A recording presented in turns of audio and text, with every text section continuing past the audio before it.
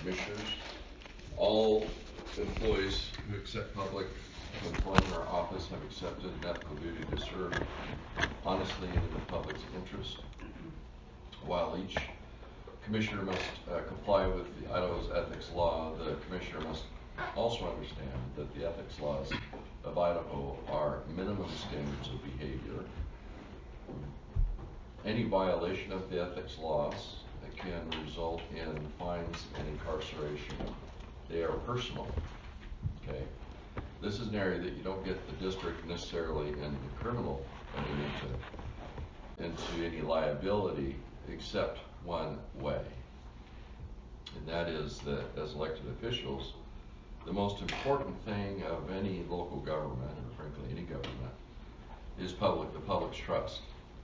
And it only takes one little thing to destroy the public trust. And so, while it may be personal for a violation may be personal to the individual, it has huge ramifications to the district. And you only have to look at what happened in the city of Boise a number of years ago.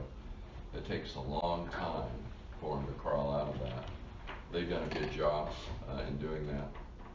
But our standards mirror the compliance with Idaho's laws and federal laws. And however, there are some situations where we have higher standards. We'll get into that. But also our violation of standards can result in discipline. That goes back to the commission protocols. One of the standards of conduct is to comply with our ethics policy.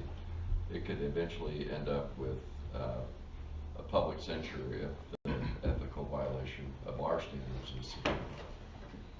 So we are committed with all of our employees, as well as commissioners, is to comply with the code of ethics. We want to increase your awareness and understanding of the conduct required of you while you're in office. Our code of ethics is in the ACHD personnel handbook. All of our employees do it. We want to make sure that we give training to all of our employees on ethical behavior. And again, we don't want them from their employment for them to have a violation unknowingly and face the individual consequences from it. But more importantly, the reason why we do the training is that we don't want the district to be blemished, to have a loss of public trust. So we're going to provide you some information, but more importantly, we just also tell you how to seek advice about an ethical issue that you may confront. The ethics laws, in a minute I'll show you, they're all over the place. There's a ton of detail. They're very confusing. Everybody in every part of the statute, as well as the federal government, have got involved, and they've all come with different little rules, and so you can't be expected to know all of the finite detail. I'm going to tell you some of the big broad categories, but then also at the end of the day I'm going to say, when in doubt, ask. This is an area where Commissioner Arnold is right. If I give you advice, I give you immunity from any prosecution. If you follow my advice, then you have, the lawyer, listening to the advice of counsel, you have immunity. That's probably the only good thing about lawyers. So, ethics can be your best friend and your citizen's greatest ally. They tell you the rules and how to avoid breaking them, and ethical standards protect you against unjustified accusations of ethical impropriety. And this is especially true for elected officials. This is, you really want to follow these because you can, there's always accusations against you. So, we have a code to ensure that all of our employees and commissioners act professionally. Again, the commissioners can influence the public's confidence and trust in the governance of ACHD. Our code of ethics is to foster confidence in our governance, and also in preserving the public's trust is central to the operation of our government. We take this extremely serious. Your ethics is your responsibility. Again, this is your one thing is your personal ethics are an individual matter. I hate to tell you, Commissioner Goldthorpe, but we're not going to try and fix what your parents didn't do. But they form the foundation of our interaction with others. The ethics are self-enforcing, as Director Wong says. Ethics is when nobody else is looking. Exactly. And we reward that employees when they do those type of things and we find out about it. We will certainly recognize them for that. It is a criminal misdemeanor for a legal ethics violation, and it's personal to your checkbook, up to $500 fine, and up to jail in the calendar 90 days. That is in Title 40, which is highways. So that's in our statute, specific to highway district commissioners. Now, when I was telling you about how everybody wants to have a little piece of the ethics law, there it is.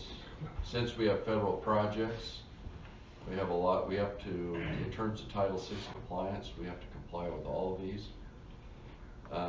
They're all basically, in terms of big picture, they all basically say the same thing.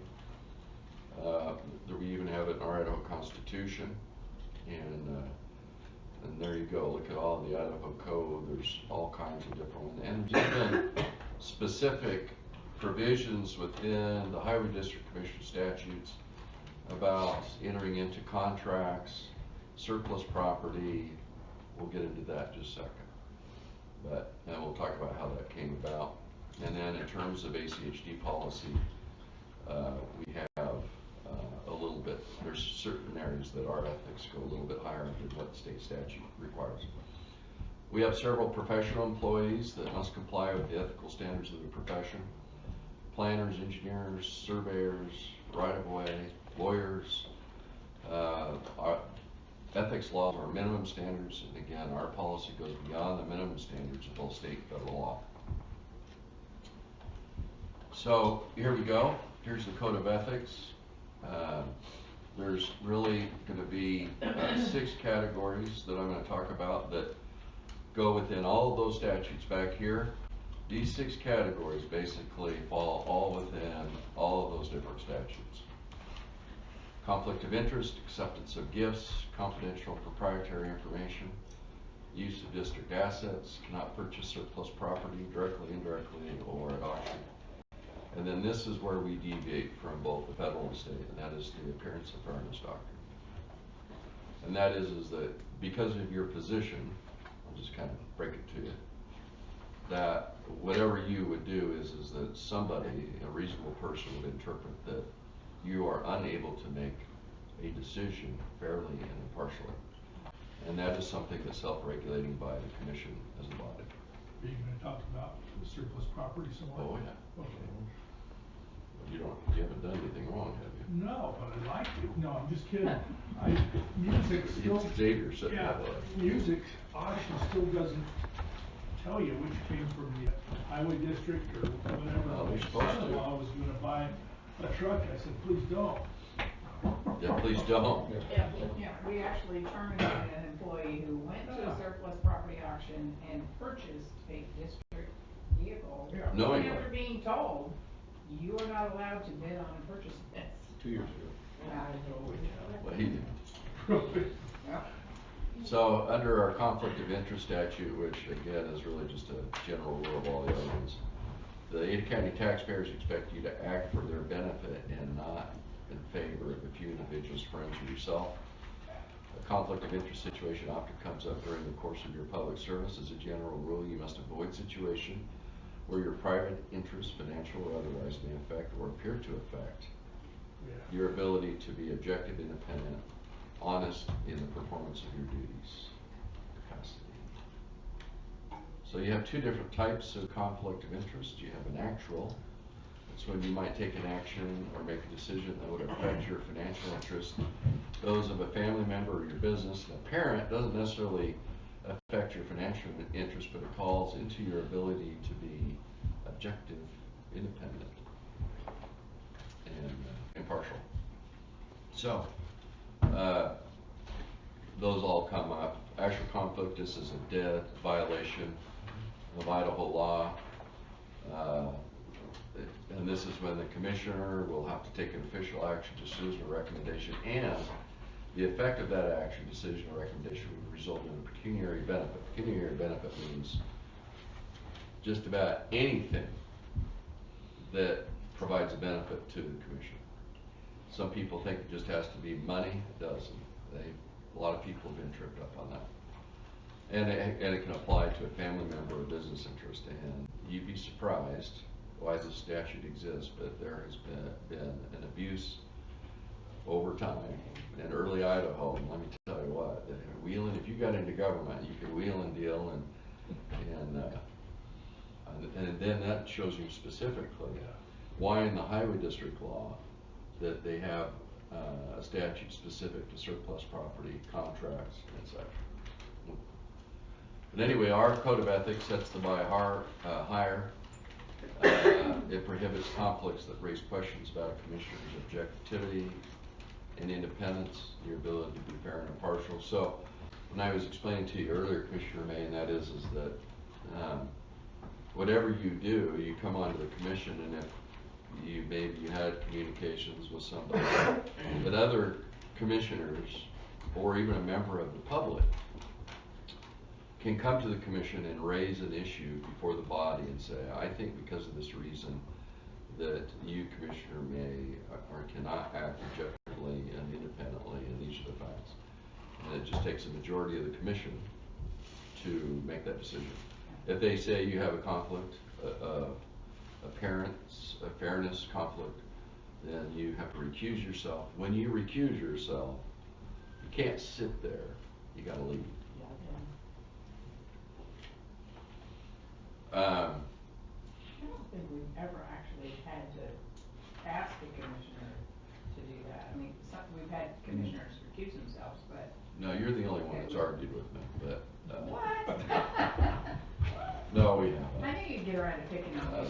Well, each one of you are, Commissioner Hanson, you're open territory here. But, so what do I do if I have a conflict of interest? If you have a conflict of interest, this is what you do. You disclose that to the director and the commission president. Even if you're not sure, when in doubt, ask. You should discuss the conflict with Human Resources and the legal department. And you should take all necessary steps to prevent you from having to deal with that conflict. We'll figure it out. It's easy. It is so easy. It is so bad if you don't. I will tell you, when we have witnesses, I tell them, it's easier for me to deal with the truth than it is with the lie. It's kind of the same thing here. It's easy to deal with a conflict if it's upfront and known than if you let it go by. Then that gets into the whole public trust thing, the public trust doctrine. Doubt recuse. Yeah. When in doubt, recuse. Thank you. Yeah. I don't do anything on my neighborhood, even though I may not have any idea what. He does. That's very true. Anything to do with my neighborhood association, my neighborhood. No, you've been very good about that. In fact, I did that once, and it was like a 4-hour hearing, and the rest of the commissioners were a little resentful that I got out of sitting there on a 4-hour hearing. Well, I didn't realize that. That's probably So I did it. exactly.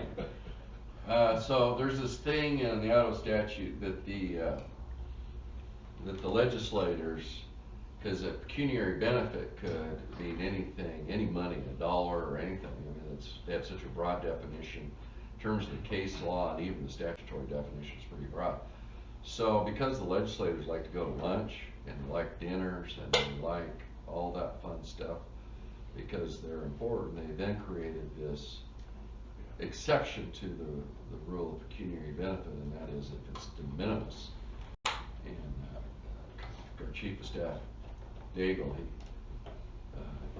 de minimis is 1 cent. But if a financial benefit, pecuniary benefit, is de minimis if it's less than $50 from a personal, professional, or business contact, it doesn't undermine your ability to be impartial. So you could get something for $15, or you could get a pen from Caterpillar but if it's going to affect your ability to be impartial, can't accept it. Your interest in the contract would be de minimis if it was a remote interest, and the parent conflict is de minimis if your personal interest is so small that it would be unreasonable to question the ability to be fair and impartial. We have this all of the time with employees. And so when we have employees, we will have meetings with other developers, lawyers, other developers, other consulting engineers, accountants. Those meetings, we don't necessarily thrive on now, but occasionally they occur. Our rule is that if you're put into that situation, then ACHD will pay. We do not want the perception that somebody is buying our influence.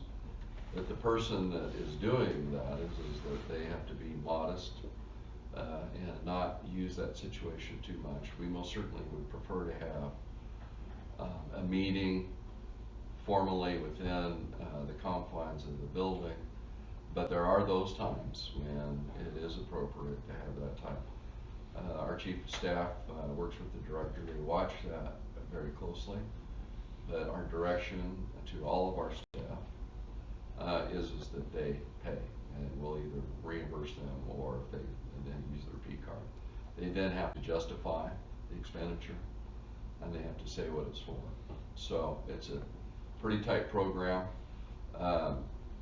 but we still have violations. And we probably... Is a $50 lunch place around here?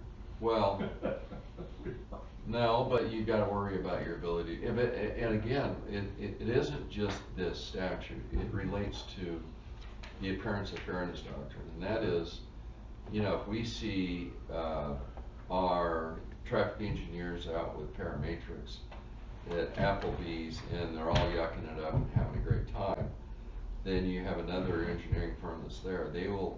That will appear that in terms of our on-call list that we're treating them favorably, and so we don't like that. And so that's why we don't like to have those meetings. We're more concerned about the appearance than them actually violating that, because like you said, there aren't very many $50 meals. There are some. Yeah, look at Stacy. That's how she rolls. Gifts are prohibited. You're going to have people always want to do this.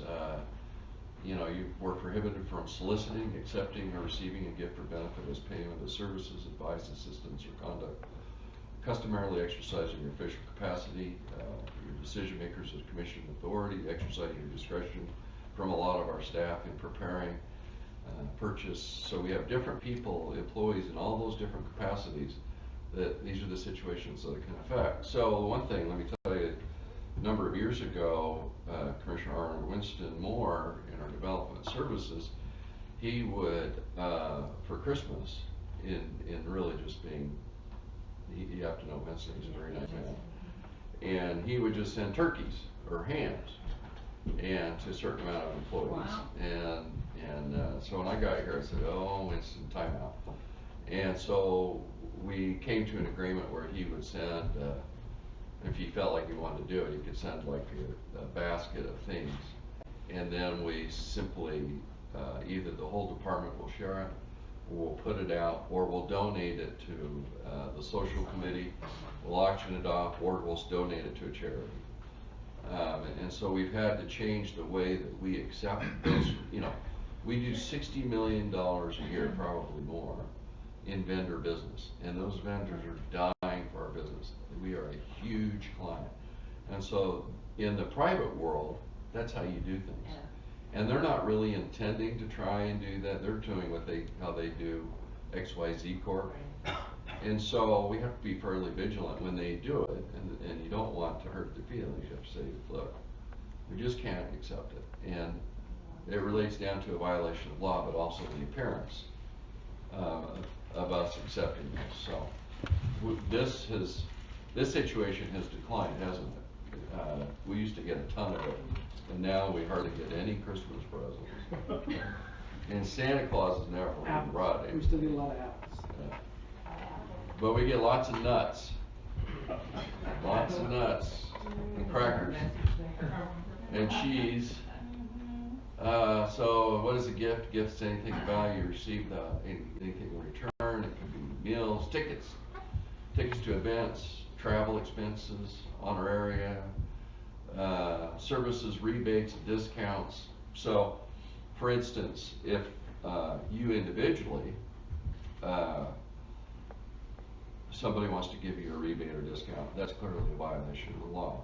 We have a lot of vendors, because we have 365 employees. Is that right? 360. 360. Oh, you're working on 5. I'm working on it. So, where they see us as a big economic, customer, so they will send to, like, let's say, Commercial Tire. They'll send a deal down here. Any ACHD employee will get a 20% discount. That's authorized by law. Joseph A. Bank, check it out. Yep. It's my new digs. They give a 15% discount to all ACHD employees.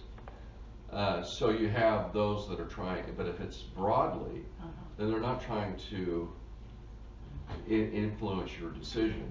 They're after you because they want your employee as an economic purchaser of their products. So we have that confusion sometimes, but we really haven't had any problems.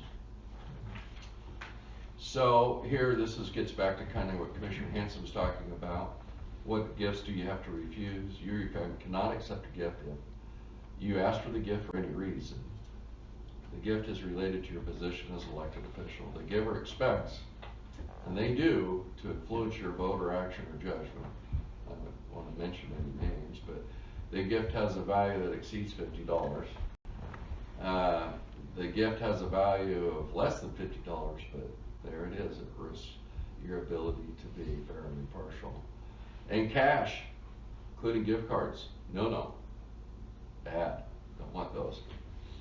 Now, these are gifts that you can accept, and that is, you didn't ask for the gift. The giver doesn't expect to undermine your impartiality. A reasonable person wouldn't assume that the gift would undermine your ability to be impartial. That's why you need to come and talk to law. It has nothing to do with your employment. It is from an individual.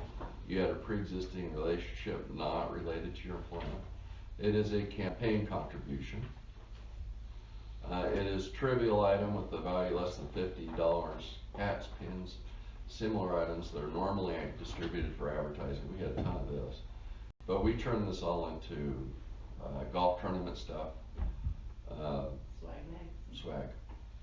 It has trivial benefits with a value less than $50. Food, beverages, meals, or tickets. But again, we discourage that, and we pay. But again, it all gets down to whether your ability to be fair and impartial. Why? Well, because gifts might lead you to favor or appear to favor the giver. You should perform your official duties without being influenced or seemingly to be influenced by gifts. So, pretty common sense stuff. Here we go. You're not allowed to, we can only expend taxpayer dollars for legitimate district business. You have a fiduciary duty to protect and conserve ACHD property, and for only the authorized uses within our statutory jurisdiction. You're prohibited from using district funds or assets for personal gain. We've actually had employees take a backhoe home, drop off a little gravel on their way home. Are you serious? Oh yeah, we've had it all. And they're no longer here, are they? No, they're not. And so, but we've had one guy innocently taking scrap metal out of our yard and taking it home and recycling it, but he didn't know that we actually recycle and we get paid. So that's the way. So we always have, I get questions all the time about where do we cross the line on using district funds or assets for personal gain, and every one of them is a violation. So They're always looking at it. Here we go. Commissioners and their families cannot purchase surplus ACHD property, both directly or indirectly from ACHD or a public auction. Now, this is one of those statutes, Commissioner Goldberg, that was specific to highway districts. And if you can imagine, in early highway district law, in these small town with small highway districts, they a lot of people who were qualified to serve as highway district commissioners were in the construction business, or they had sons or something, and so there was this constant kind of practice of allowing this, and so the public got really tired of it. The legislature finally went into highway district law and said, you guys can't do it. I mean, you can't read all those other statutes, maybe you can read this one. So that's that. It's also you're prohibited from, as part of even our standards of conduct, we're prohibited from using or disclosing confidential information or exempt public records that could result in personal gain for private interests. I'll give you an example of this. That is, we have a lot of employee information in their files that we could sell, that we could disclose to people who could use that personal information to make money. We have, we have a lot of different types of information that we are prevented from disclosing, but except for, and by the way, those are exempt public records from the public records. Public records, there's really, within ACHD, public records is by definition something that a record that has been created is part of your statutory business. We have records that aren't, and those are sometimes personal records that have nothing to do with ACHD business, and those aren't, you don't have to disclose those under the public record law. Outside employment, employee may only moonlight if the other employment does not interfere with the performance of the duties of ACHD, does not result in a conflict of interest, and your employment may require recusal on matters that result in a conflict of interest. Commissioner Arnold was actively in the real estate business until I think she, but anyway, she's in the development business at one end. So she typically, whenever she's been involved in or had really any background, she's always recused herself in those matters, that where her employment and when it becomes before the commission. And so Carol McKee, she often had times where she had to do the same thing. So it's pretty easy on this one. On your outside employment, we can't say you can't have a job, but when you do have a job and it turns into a conflict, you just recuse yourself. Pretty easy. Here's a contract. Again, you're prohibited from being a party to a contract, directly or indirectly with any contract. It could be, any vendor type of agreement. Now, by the way, or family member. The family member definition under the statute is basically back two on the tree. You're outside two, so we're down two, or up two. So it's pretty grandparents, uncles, aunts, nephews, siblings, the stuff that usually people who come to a Christmas party, that's your family. But I wouldn't risk it. If anything, come talk to me if you have somebody that's a cousin. Other standards, you're prohibited from financial interests that conflict with the performance of your duties. You're prohibited from making unauthorized commitments. That means you just can't go out and say, hey, I'm gonna kill this development, or yeah, we'll buy that from you. You have, the lawyers here will tell you that everybody that's an employee here has both actual authority and apparent authority in terms of agency. And so as your apparent authority, that means a vendor or somebody's relying upon, because you've got ACHD on your shirt or your hat, that apparent authority you could buy in the district. The district would have a cause of action against the person representing an apparent authority, but, ethics, you can't do that. You have to act, impartially, and you're prohibited from giving preferential treatment to friends, to whoever. You endeavor to avoid actions creating appearance of violating the law or ACHD code. You're prohibited from attempting to influence award of contract to a particular vendor. We're prohibited from conspiring with the vendor to influence the award of a contract. And we're prohibited from violating competitive bid or procurement policy. These happen a lot, don't they, Chief? Yes, they do. And anytime you have questions about a specific situation or an action that violates the code, you should discuss that with the Commission President, Director, Human Resources, and Legal Department. Again, I encourage you to contact the Legal Department because we can give you written advice that you can rely upon and you'll have immunity.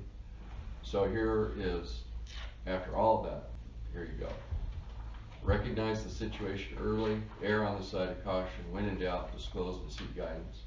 Be aware of perception. Legal versus public, assume everybody knows all your various connections. Well, if anybody's lived very long, you know that. Ada County is a very small community, and a little disclosure goes a long way. So, there you go with ethics.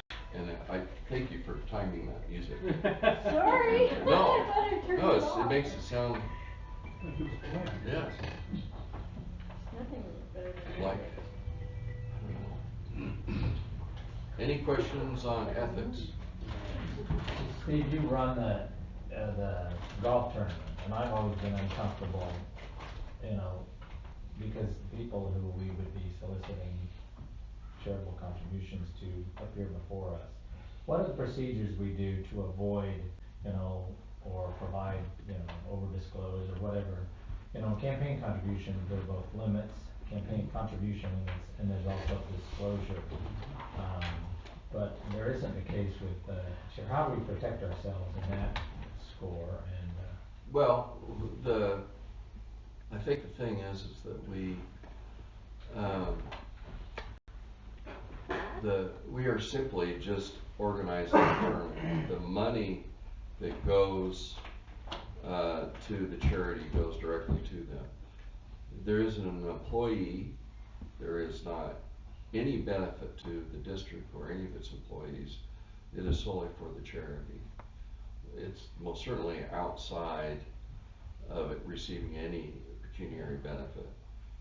We not only do we solicit contributions from vendors, we do it from people who aren't vendors. We treat everybody, I mean, there's a lot of business. The digestive clinic up on Emerald, they do it. We've got people that call us up and want to donate to the tournament because of the way that we've organized it. We enter into an agreement with the charity itself that has a lot of mechanisms to make sure that it's all above board, that only the expenses are paid, and that we really don't get a benefit from it. And it's all employee time. It is not anything that the district, while the district employees are employed here, all the employees are doing it on their own time. So, this isn't like the Albertsons, you know, web.com tournament where you would call up and, you know, break an arm or two over their suppliers. So we've never really had any complaints, and it's because that we don't receive any benefit, pecuniary benefit. The only benefit we really get is the feeling that we're doing something. The culture that we've been trying to get in the last 15 years is that not only are our employees here as a public servant, we are here to help the public. We don't want somebody to come here and feel like they're straining to get information. The culture is when they come here, they don't know what they're doing. We want to make sure that we help them through that process. And we follow policy. We tell them how to approach the commission, all of that. That's one of our duties, but one of those duties also is and we're rewarded in their evaluations, and that is to, as a public servant, is also to give back to the community in which we serve. And that's what the golf tournament does, and that's why our employees do it. Stacy's, she never complained, about doing it. I complain about it. But she never had, none of the people that are in that committee, have any heartburn about dedicating the amount of time and effort to raise last year $180,000. The selection, the selection of the charity is probably the only area we have to be really careful about. And we go through a process of evaluating how much of the money actually gets to the beneficiary of the charity, how much goes to administration. We don't want to fund the operation of the charity itself. We want most of the money. So in the agreement with the actual charity, we require that a certain percentage of that money will actually get to the recipients of that charity, not to the administrators of it. We've never had a problem. So from 100,000 feet, I can understand why you would kind of go, gosh. Yeah. But at the same time, I think that we're good with under the law. I've got a legal opinion on it, just to make sure, and I don't even think it's close. But there is that perception, and I respect that. Yeah, yeah. And I hope you respect that, you know, I put my money and resources into Rotary, which provides that additional level of distance from the charity that then Rotary decides who to support. I just haven't felt comfortable, you know, making solicitations on. Yeah, but nobody gets any additional favor or less favor by virtue of whether they donate to the golf tournament or not. Completely separate. And frankly, the decision makers in buying materials have no idea who really is donating to the golf tournament. So it's not, they're independent. So you guys ready for social media? Yeah. This is the last guess for me. Oh, this one. So, social media is a new thing. We've hired an employee now that's responsible for social media. He's not just the guy that sets up our social media account. He's also watching all other social media accounts that mention ACHD. We will bring him to the commission. I have it prepared. I didn't feel like introducing it. This isn't a work session. But we will be coming to you in a work session on a new and outstanding social media policy. It has to be compliant with the law. This is a very, very sensitive area of the law. It's new. There's no case law per se. There's not very good statutes about it. There's just the Constitution. So in any event, we've gone out and looked at a bunch of different governmental entities all across the country, looked at their social media policies. We've got some information from some training seminars, and we developed this policy. We've tried to make it fair and balanced. You can have them, there's a different level of threshold in your social media policy. You'll see in a minute, but we've tried to pick one that's right in the middle. We've never gone to either extreme. But you, as the policy decision makers, when we get into that, and as we present it in the workshop, you'll be able to gauge where you want to go with it. That's what I'm telling you is you're the ones who make that decision. But this is really to give you, not to tell you about our social media policy other than just to introduce you to the idea, but also to let you know the do's and the don'ts as elected officials in using social media, because even if you do it in your personal account, you can be having ex parte communications, you can be saying things that might jeopardize your ability to be fair and impartial. There's a whole bunch of things, so let's get going. Well, and I think it's important to remember that as an elected official, you know, we're under scrutiny all the time. So whatever you put on your social media, somebody's gonna be looking at it. And we've had some circumstances where things were posted on social media which could very easily have subjected the district to litigation. Oh, absolutely. And liability, and you know, you just. No, we had one. where, Scary area. let me give you an example where, we were doing an eminent domain project, and, the comment came across that we really didn't need that building, but we were doing it because we wanted to get rid of that business.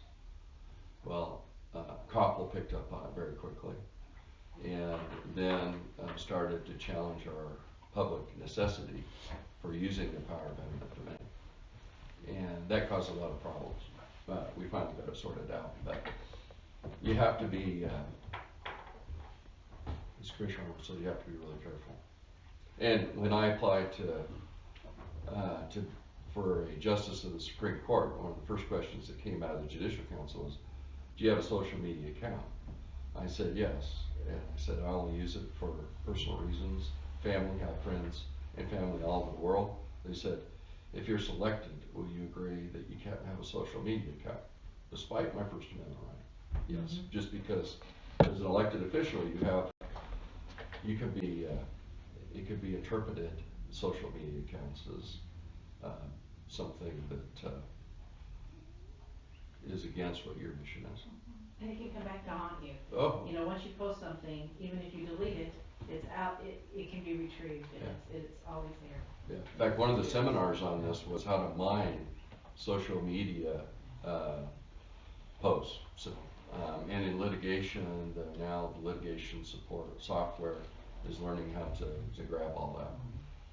So, yeah, I mean, and people are getting nailed in litigation on this. So, a business can carefully control the content. This is what social media and government is different than in the business world. You know, the business is more able to control the content posted by users if it chooses, but the public has First Amendment rights when posts comment on a government website. That's the Constitution. So, this is just the difference between private and public. So an example, Joe Twitter on Facebook users, Trump International Hotel is the worst hotel I've ever stayed in. Probably true. But if posted on the Trump International Hotel Facebook, the hotel could elect to remove the comment and control what its other Facebook page visitors see. If posted on the official, President of the United States Twitter feed, the rules are far more complicated because it's a government website. The law, if the government opens up a forum for public discussion, the First Amendment applies, not just a little bit, a whole bunch, and the government is prohibited from restricting speech. So we have to worry about the Constitution, the First Amendment right to speech, and that includes the balance of how far you go with what you allow to be posted on your public social media. Does it include like campaign, social media sites? Well, we're going to get into that, but yes, it does a little bit. If you're going to do that, you have to clearly distinguish, and none of it can, and you can't have any posts on that relate to any of your public business.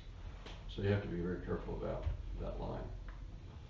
So social networking sites like Facebook and Twitter play a significant role in providing users the opportunity to engage in public activism and public debate. They're very, very good.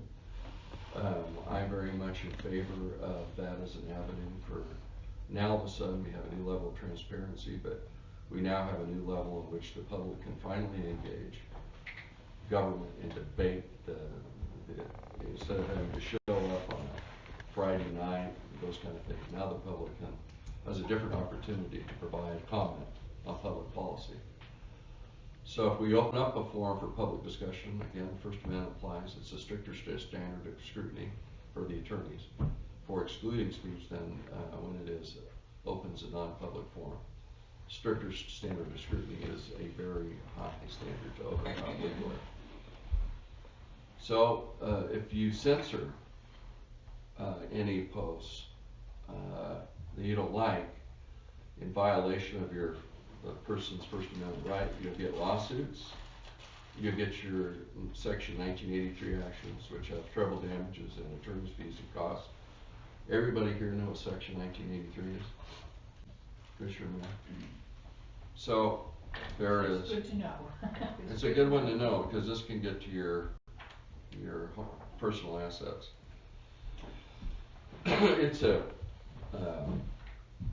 32 U.S.C. 1983, it's a federal law, and it's a civil rights statute. And it is, you can be deprived, government,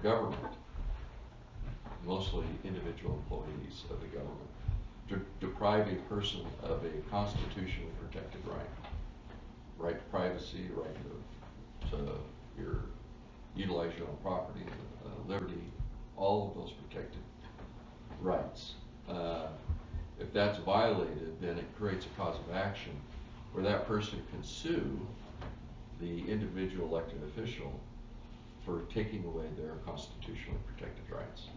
And I sued Elmore County for $200 million, including their commissioners, over violating an applicant's right to develop a landfill.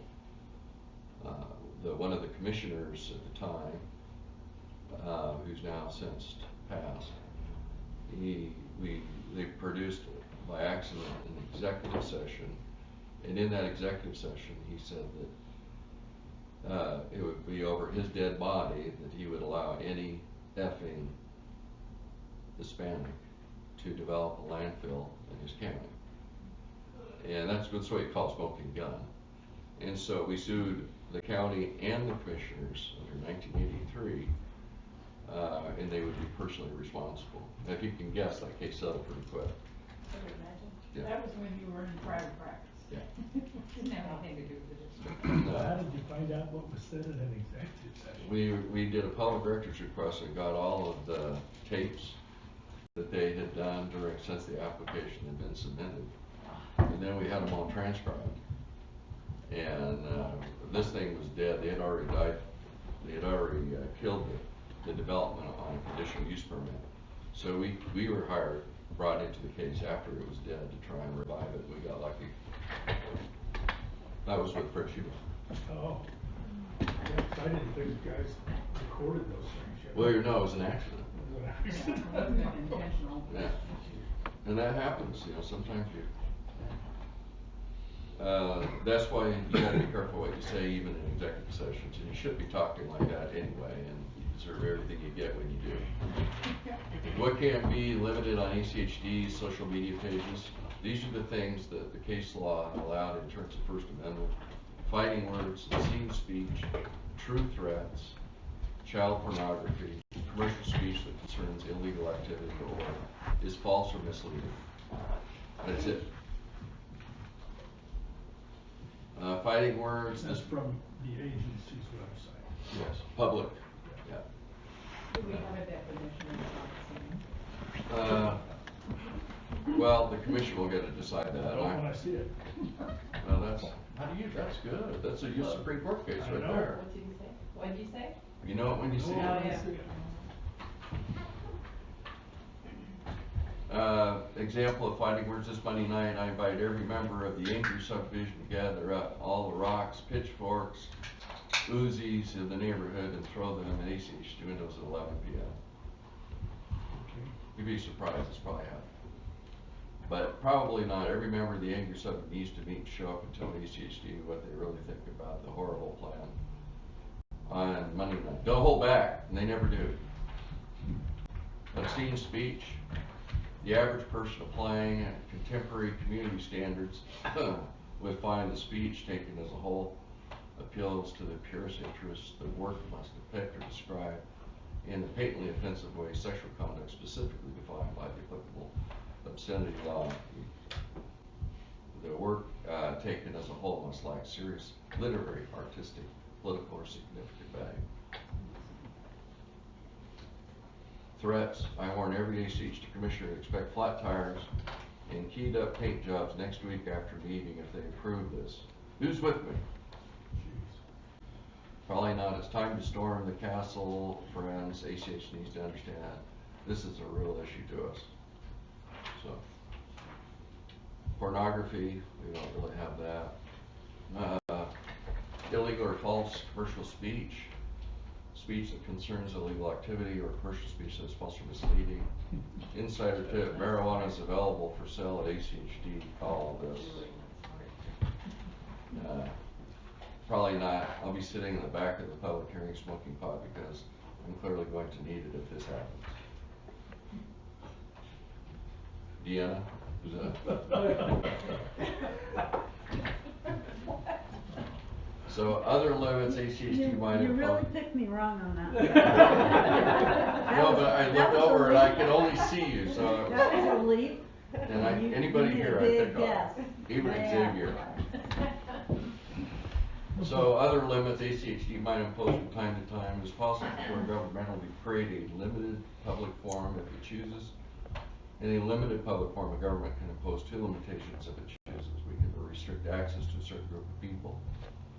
For example, we could open a topic to only residents of a certain subdivision or city. We can discussion of certain topics only, for example, so we provide that ACHD's Facebook is only to cover only topics concerning the use of roadways and sidewalks by the public. So that's something that you will get to consider when we come.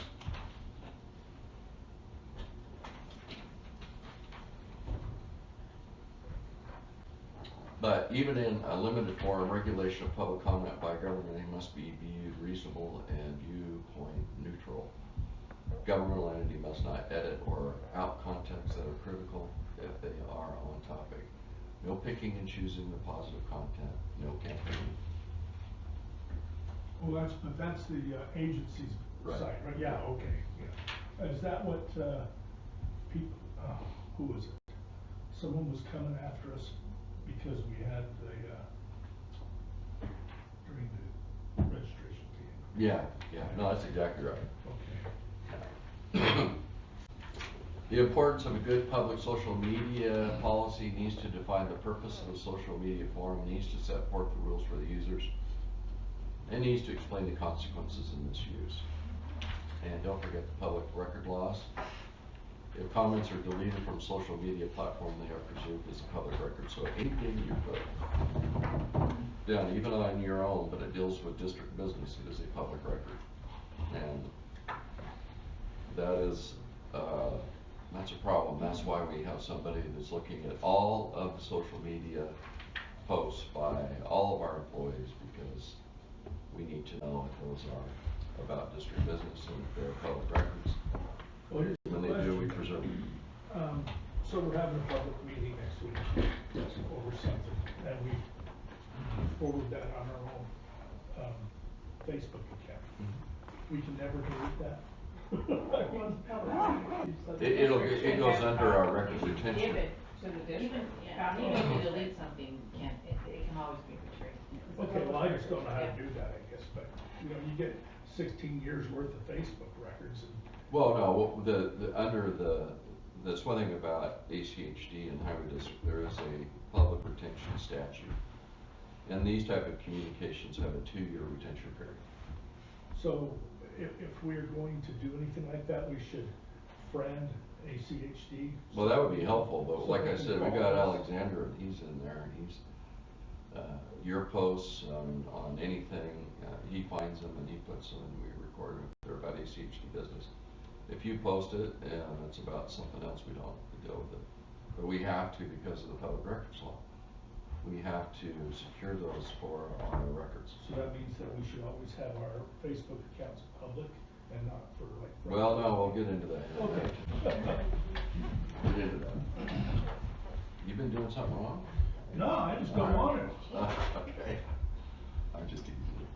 What are the ramifications of social media present for the public officials? Public officials are allowed to have private presence on social media, but the line can be blurred. Social media, which both distributes information to constituents and receives information from constituents, will most likely be considered a limited public forum under the First Amendment.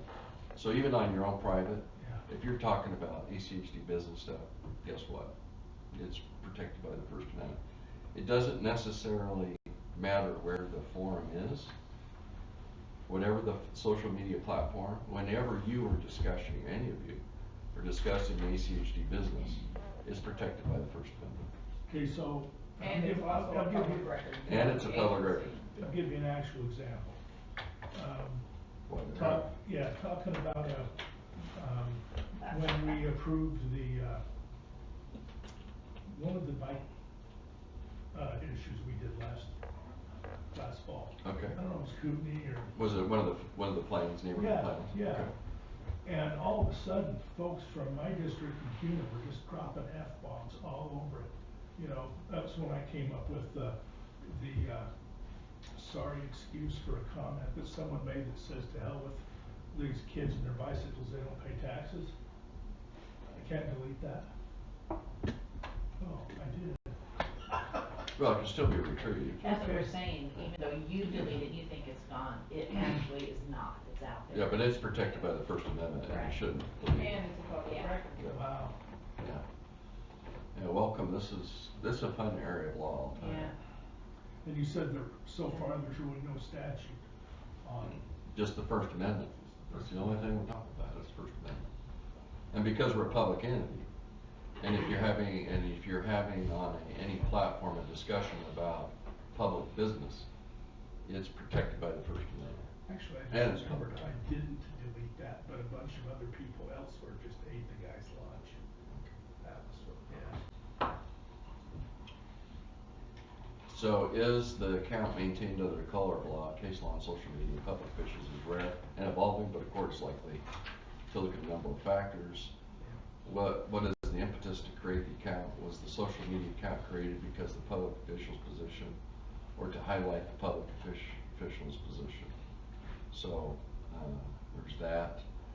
Is the account named Commissioner Jane Doe as opposed to simply Jane Doe? So posting on the account may be considered to be official position of the account holder, not the musings of the official office holder in his or her private capacity. So who owns it? Once the official leaves the office, will the account revert to the entity, or will it remain the public official's account but in private hands? Yeah, that's something you have to consider. Another evaluation point is the email address used to sign up for the account? Has the official used a government account or a personal email address? So we're all trying to define between public and private. And this is what we think a court will look at. Are publicly owned resources used to update and maintain the account? Use of a public employee such as a communications officer or assistant to update and maintain these type of social media accounts. So clearly our account would be public. Or is it used publicly owned computers, tablets, and mobile devices? May have stronger support for the account's official status. So the fact that you make posts on ACHD's tablet, phones, things like that, that goes into considering whether that's public. I'm gonna have a hard time figuring out where I put my tablet.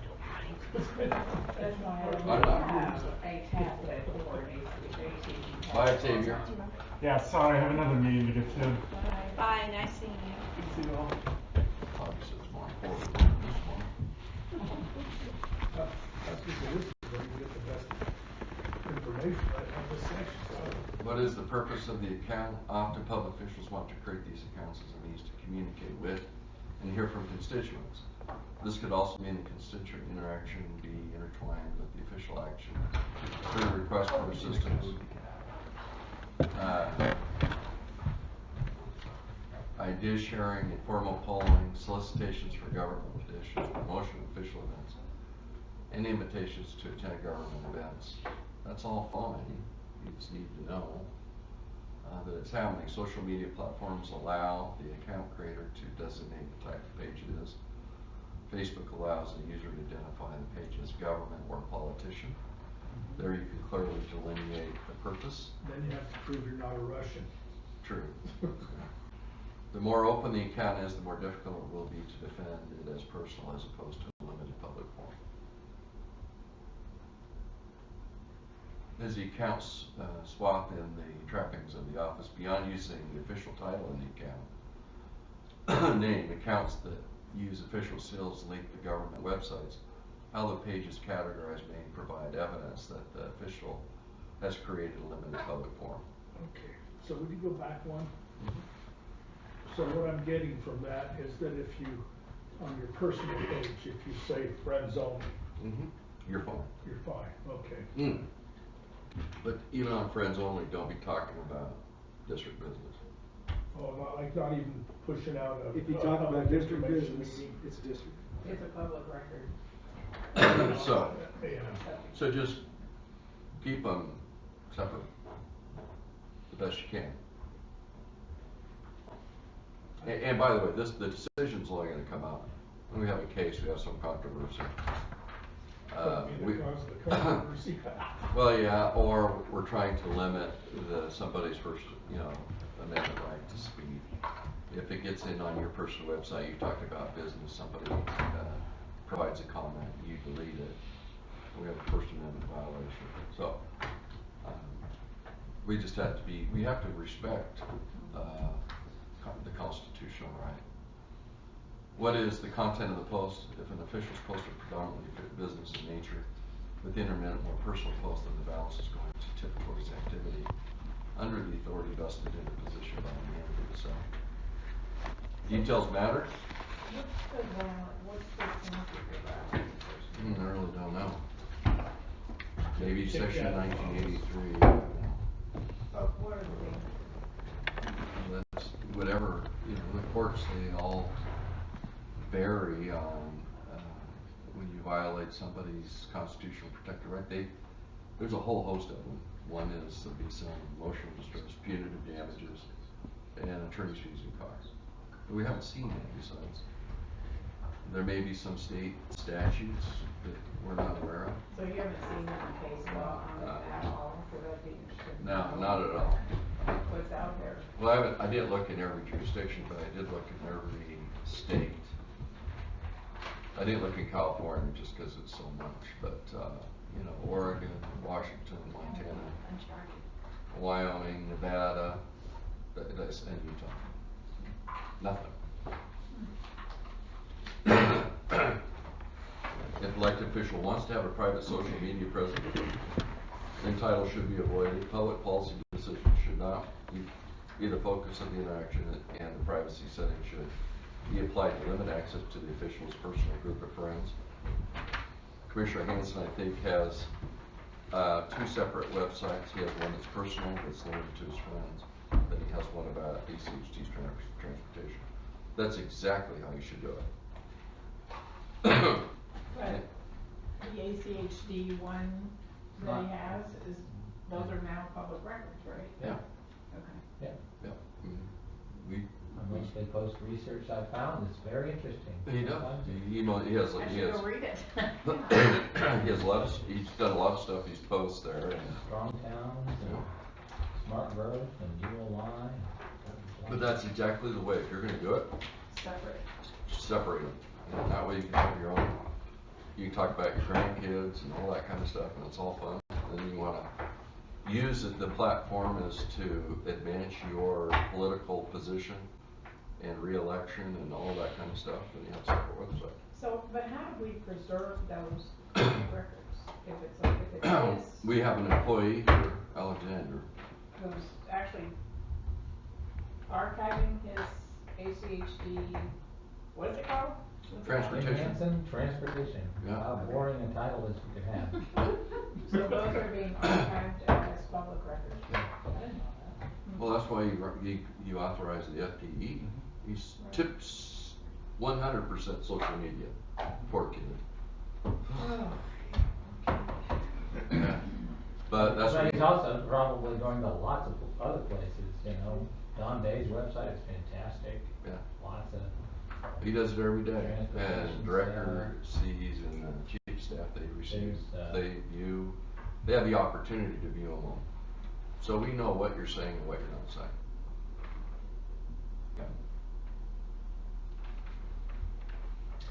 Thank God they don't look at mine. Otherwise, it may be difficult to argue. Yeah, okay, we got that one. Any comments or questions? And by the way, there'll be Great. we will have a workshop on the social media. You'll have the opportunity to have another lashing of this material and have greater public input. So So what you're saying here is that maybe Jim ought to give a workshop No, on he- how to do it right. I kind of went and looked around, and that's exactly the way you should do it. So kudos to you, Commissioner Hanson. So. Sure, thank you very much. Hey, commissioners, if you're ready, we're gonna roll into the next session, or would you like to take a 5-minute break?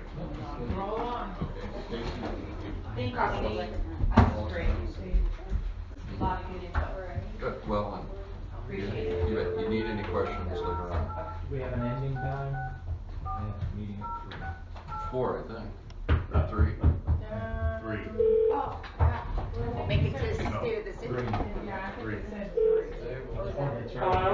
Commissioner Baker, Yes? you are live in the retreat. We're at Site R. Oh, how exciting. God, you guys took forever on that first topic. We blame the A lawyer. lot of good info. Yeah, Mike, Steve. A lot of good info. You know, I'm, My God, did you get paid by the word? If he did, we would. I have to tell you, Commissioner Baker, that of all the commissioners, you're probably the one that needs to hear it the most. Well, the social media part actually is pretty good. She might have found that interesting. Anyway. But we'll catch up. Yes. Commissioners, what other things that Commissioner Arnold wanted us to talk about was priorities, and such, to revalidate with all of you as to, make sure you're so comfortable. So I'm gonna start the process on, on the second page, right here, ACHD priorities. These are what we have established with the commission in the past. These are issues, these are the things that are driving the decisions operationally that we bring to you. And so I guess and I'll go through them very quickly, on those priorities are people, effective and efficient execution, technology, innovation, and safety, as the 100,000-foot arching umbrella, I'll call it, of decisions that the organization makes or recommendations that we make to you. So the question... Okay. Have you started yet? Yes, I have. Oh, okay, because it seems like there's a murmuring going on in the background. I'm picking you. Okay, Paul, so I you think murmurers you're in the background, be quiet. No, I just don't know if you've started or not, or if you're only talking to me. Yeah, no, I'm speaking of that. Okay. Alright, got it. So, and Commissioner, you did receive the handouts, correct? Yeah. Okay, great. So, Commissioners, again, those are our 4 priorities that you have given us in the past. What we'd like to have is some respective discussion. This is good going into 2019 and forward. Those priorities have always seemed really nice, good ones to me. Okay. Well, they're broad. I just like to see them much deeper integrated into the work that the other public agencies are doing, greater integration of our transportation work with the general purpose governments. With those 4 things, because they're also working for the people, they have the employees who interact with ours, they're very much of our effective institution. I think the way in which we spend public money and the way they spend public money needs to be much better integrated and leveraged, so that we don't unintentionally make it more expensive for them and they don't for us. I think the integration of technology around some of the education that I talked about around technology, planning, development, innovation, it just makes sense as integrated with those other general purpose governments, and of course safety, the health and lives, safety of the people and the employees are priorities for them. So yeah, I mean in the context of much more integration with general purpose governments, I'd say that's fine.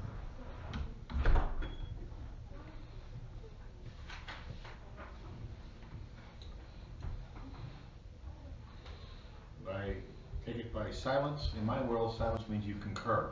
I'm not even sure I understood what he said. Well, Madam Chairman? Yes, Commissioner Baker. Okay, so I wanted to make a couple of comments about this. I think these priorities are good, but I think our overarching priority, and one that I don't think we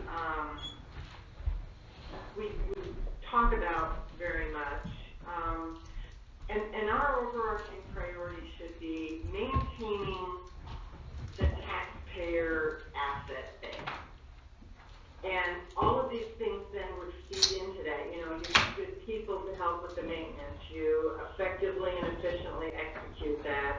we use as much technology, design, and innovation as we can in terms of doing the, maintaining that base. And then, of course, safety goes without saying just because of transportation. But somehow, I think we need to have, and I know that we have, our top priority is maintenance, our second priority is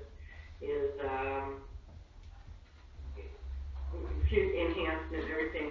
But that's, and that's under the capital allocation methodology that was in the page before. But I think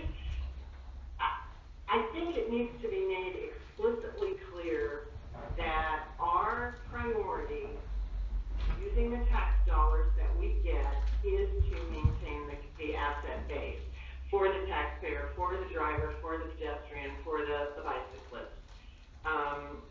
And I don't know if this actually does that. So that's just my 2 cents. I would say it could be clarified a little better, especially the overarching, all the different types of transportation.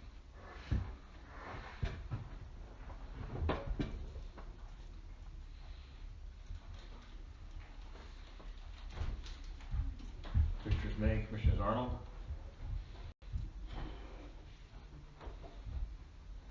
See, you don't in my room, you get to.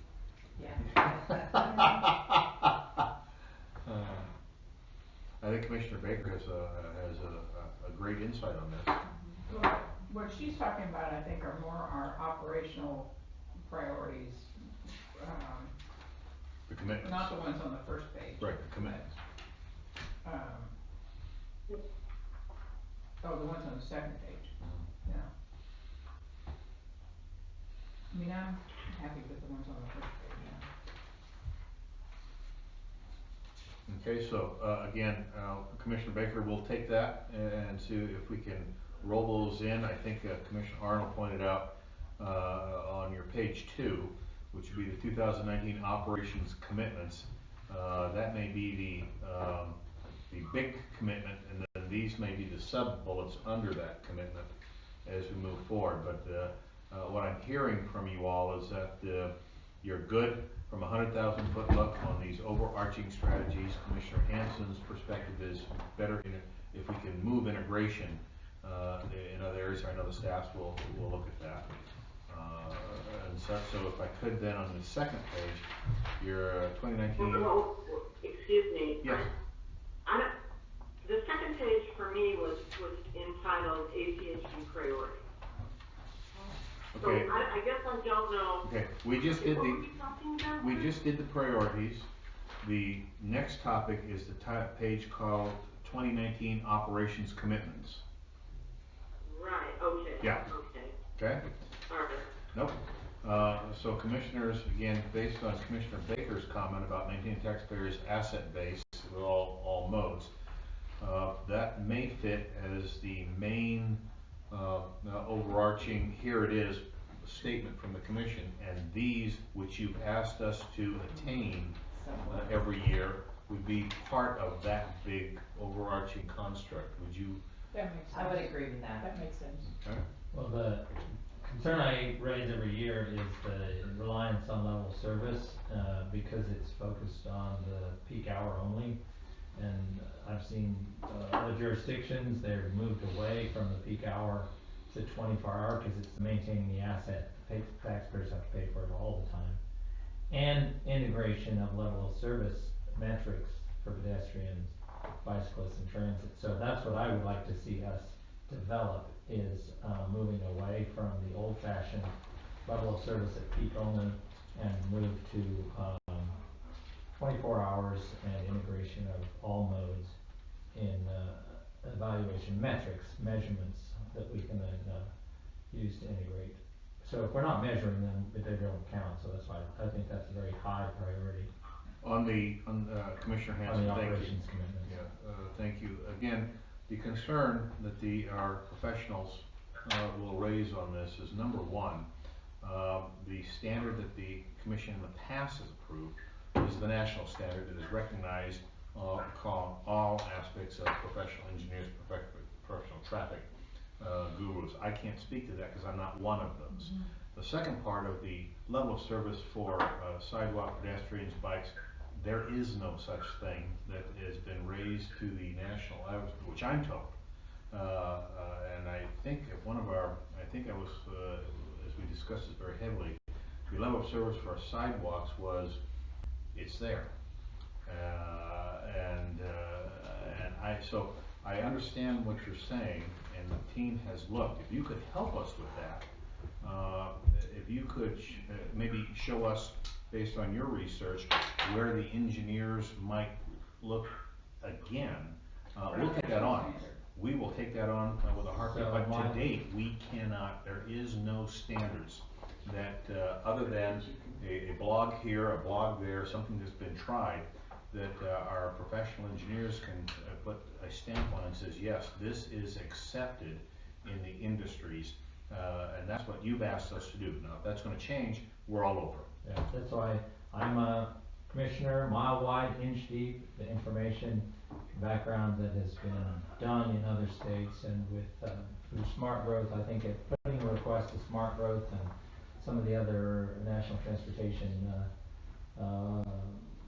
think tanks, it's not unlike the conversation that I had, a great conversation I had with John Kirk and your Inselman last year. They sounded like they could move forward on that, but the progress on that was stopped, would have required staff time. So I would like us to go back and then raise the education level for the commission as to how they integrate. Why is California moving away from level of service at the peak hour? What Because is peak hours the all day in California. I don't consider California Commissioner an example to follow, but that's personal opinion. Commissioner, there are some states that are doing a few things individually, but there is no set national standard. Correct. And so that's part of the problem. If we're going to adopt a national standard, there is not one.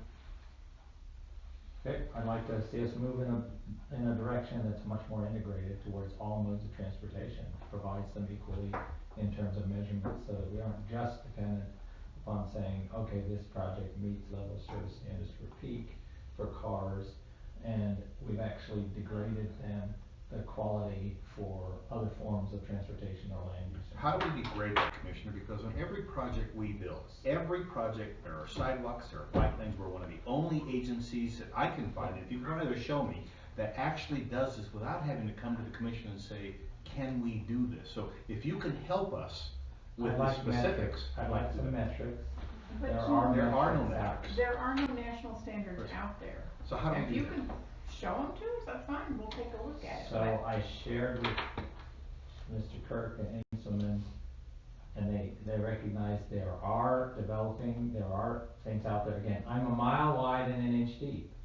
I have concerns, and would like to see us explore those, but they have not been followed up on. I understand the preference is not to move forward on that, and I recognize I'm in the minority, but I would like to see. Madam President? Sure, go ahead, Commissioner Baker. Thank you. First of all, what you're asking for, Jim, you've never been able to describe. I mean, we went through this conversation a million times for the last 4 years when Paul Woods was on the commission, and you never were able to describe this. Number two, VRT, which is, I'm sure this is one of the things we're talking about under, sort of just hinting at, they're responsible for their own level of service. And basically, based on the meeting that they just had even yesterday, they have no clue what they're doing. So perhaps in terms of the bus, I don't think we should even be discussing that. Now, pedestrianism. I was in New York last summer. New York has what, 10 million people? Probably half of whom live in Chinatown, which is where I was staying. There was no situation, none, ever, at any time of the day that we were out on the street, and we walked and took the subway everywhere. There was no situation where you could not move on the sidewalk. So I don't know what you're talking about, Stark, regarding level of service. It never came to a dead stop, even when the little vendors set up and used half the sidewalk to sell their lychees and their vegetables. So there's really no level of service regarding pedestrianism. And in bicycles, we put bike lanes every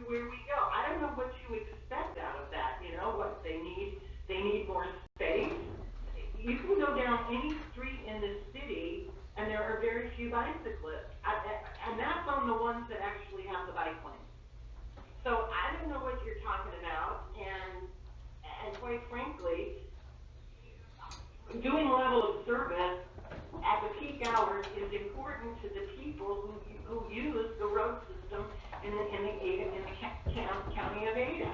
I mean, you can drive, no problem, at 3 o'clock in the morning. The problem is when it's, in the peak hour in the morning and the evening. And if we were just gonna have goat trails all over the city, it would be a disaster. I'm done, thank you. Well, and it's not just, and I agree with what she just said about level of service at peak hour. It's not just important to the people who are on the road, it is also important to the community, because if people are sitting stuck in traffic, they are contributing to, poor air quality. And, that's important for us, especially when we have an inversion. We don't want people sitting in traffic, because they are adding to the inversion problem. It's also important for people to be able to get around, and it's, most of them travel at peak hours. I mean, that's just the way it is. Commissioners, what I'd like to do on this is that we're going to give it another try, because as you know, when it comes into authorization of staff time, that's my responsibility. That's also what I will do is I will re-engage again. The engineers already have given me their answers and what they've done in the past based on requests. I'm more than happy to reach out again to Smart Growth, to the different areas. I'll have engineers do another search and then come back to you and report on what we have. If there's something out there that can make sense for Ada County, I'm willing to invest that effort again and such, because again, these are your directions to us on operational commitments that we have to fulfill, and I'm more than happy to do that. Well, Madam President, I don't want the staff to be spending a lot of time on stuff that actually makes no sense, and it doesn't make any sense. The level of service for pedestrians, the level of service for bikes makes no sense. Now, if you want to look at something regarding cars and peak hours versus non-peak hours, that's one thing, but I don't want to waste time and money on stuff that's going to result in absolutely nothing. Commission does have the authority to limit or direct me not to go down this path if you're so inclined. And Commissioner Baker also has a good point, but I would ask a little bit of flexibility and let me do a overarching look and see if we've missed something and then report back to you. I don't know, it's not going to be next week, because we have a heck of a lot of stuff on our agendas, but I don't think I would do something that wasted staff's time just because I'd let the commission know that no, we're not going to do that, and then you can overrule me and such, but I'm willing to give it another look and see if there's something that we're missing. And a call to Smart Growth is not that long time frame. A call to Compass, a call to different agencies that we have connections with across the country. But I will tell you, we have gone through that path, and of course that was a couple months ago, whatever it was. There was no there at that point. Willing to do it again. I'm fine with that. I mean, I wouldn't want you to spend days and days on it, but, a few. The lawyer won't let me. A few. Okay, so commissioners, then what I'd like to do with your concurrence, we'll take Commissioner Baker's recommendation on maintain the taxpayers' asset base, overarching sub-bullets here. I will go in and do another dive on level of service, both for cars and both at peak, non-peak, and then again for pedestrians and bikes, to see if there's anything that we've missed, and we'll report back to you on this one. Commissioner Hanson, do you have any on the list? Okay. Yeah. Next one, the asset allocation methodology. You're going to receive a presentation here in about 10 minutes, hopefully 5. Here's Mr. Joe. It should be walking. 15 minutes, 10 minutes ago, so Okay. I'd like the next 5. Go get them. On what funding looks like, what your challenges may look like going in the future, and then some discussion you have. But one of the categories you'll be presented with, and it goes under priorities, is your primary focus that you've directed ACHD to look at, and your secondary focus. What I'd like to ask you, are these still good? Because again, when you see the presentation on dollars and cents, that X continues to move to the left, and so as you recall, and there's another there's another issue on this. One of the things that the commission removed 2 years ago was any type of funding for economic development. You forbid us, and I shouldn't say that, you took that off the table. And so the Ada County Highway District for the last 2 years, we do not budget anything at all for economic development projects. Why am I bringing that up? Well, again, there's been some concern in some cities that, is that still valid? Good, Q1. We do not do, based on your direction, any projects on economic development following these priorities. The second part of that is that as you recall, there was a little bit ago a push on 5th and 6th Street. Okay, that is an economic development project. There is no funding or dollars or any forward staff motions put on for doing that type of project. You asked us to do a review on how many parking spots could possibly be saved or whatever. We've done that. But at the end of the day, that project's been parked over here.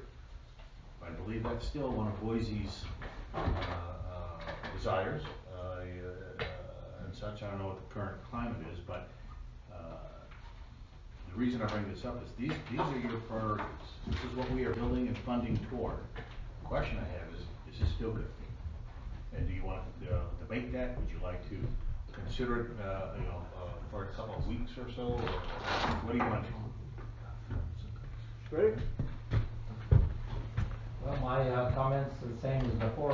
All of our projects that have met economic development metrics, if we're creating public assets that can enhance public benefits, and that's part of the integration with local government for creating assets, and they don't enhance the economic value of that land and the livability of that area, the burden is borne by everybody.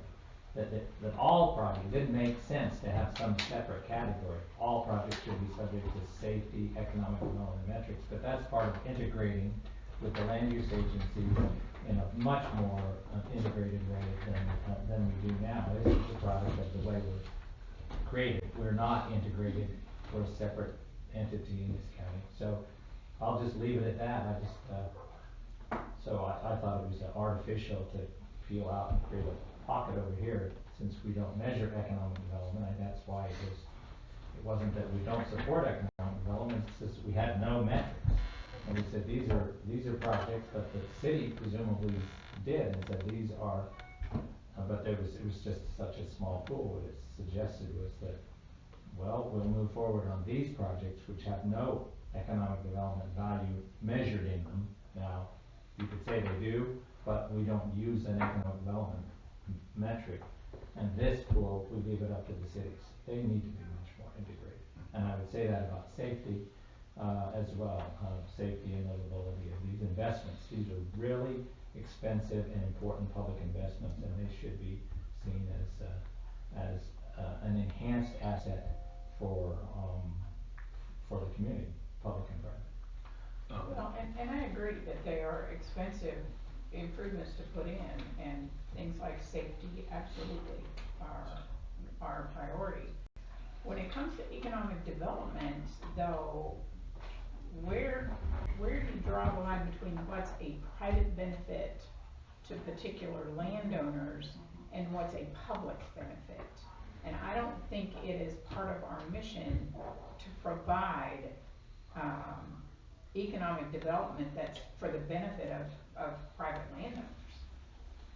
And that's where the dilemma is in having economic development projects, because how do you define what's private benefit and what's a public benefit. Right, that's why local Keeping it governments fair do and that all the equitable. time, yeah. And I think maybe Cities it's and better counties just do that all leave the it time. alone and leave economic development. Well, inherently, in all projects, you're gonna have some economic development just by virtue of new infrastructure that's supporting it. Right, but that's not the goal No. of putting the improvement in. Putting the improvement in is to benefit our citizens and provide a safer, roadway for them to get around and for, goods and services to go. Commissioner Arnold, as all of you know, every project the Ada County Highway District puts in front of you that you approve or disapprove has been fully integrated with the city staffs, all elected officials, a lot of back and forth that goes into this, and such. As a matter of fact, on May 15th, we're holding our first of two public open houses for both the integrated 5-year work plan and the budget. So, there is a tremendous amount of integration that goes into that.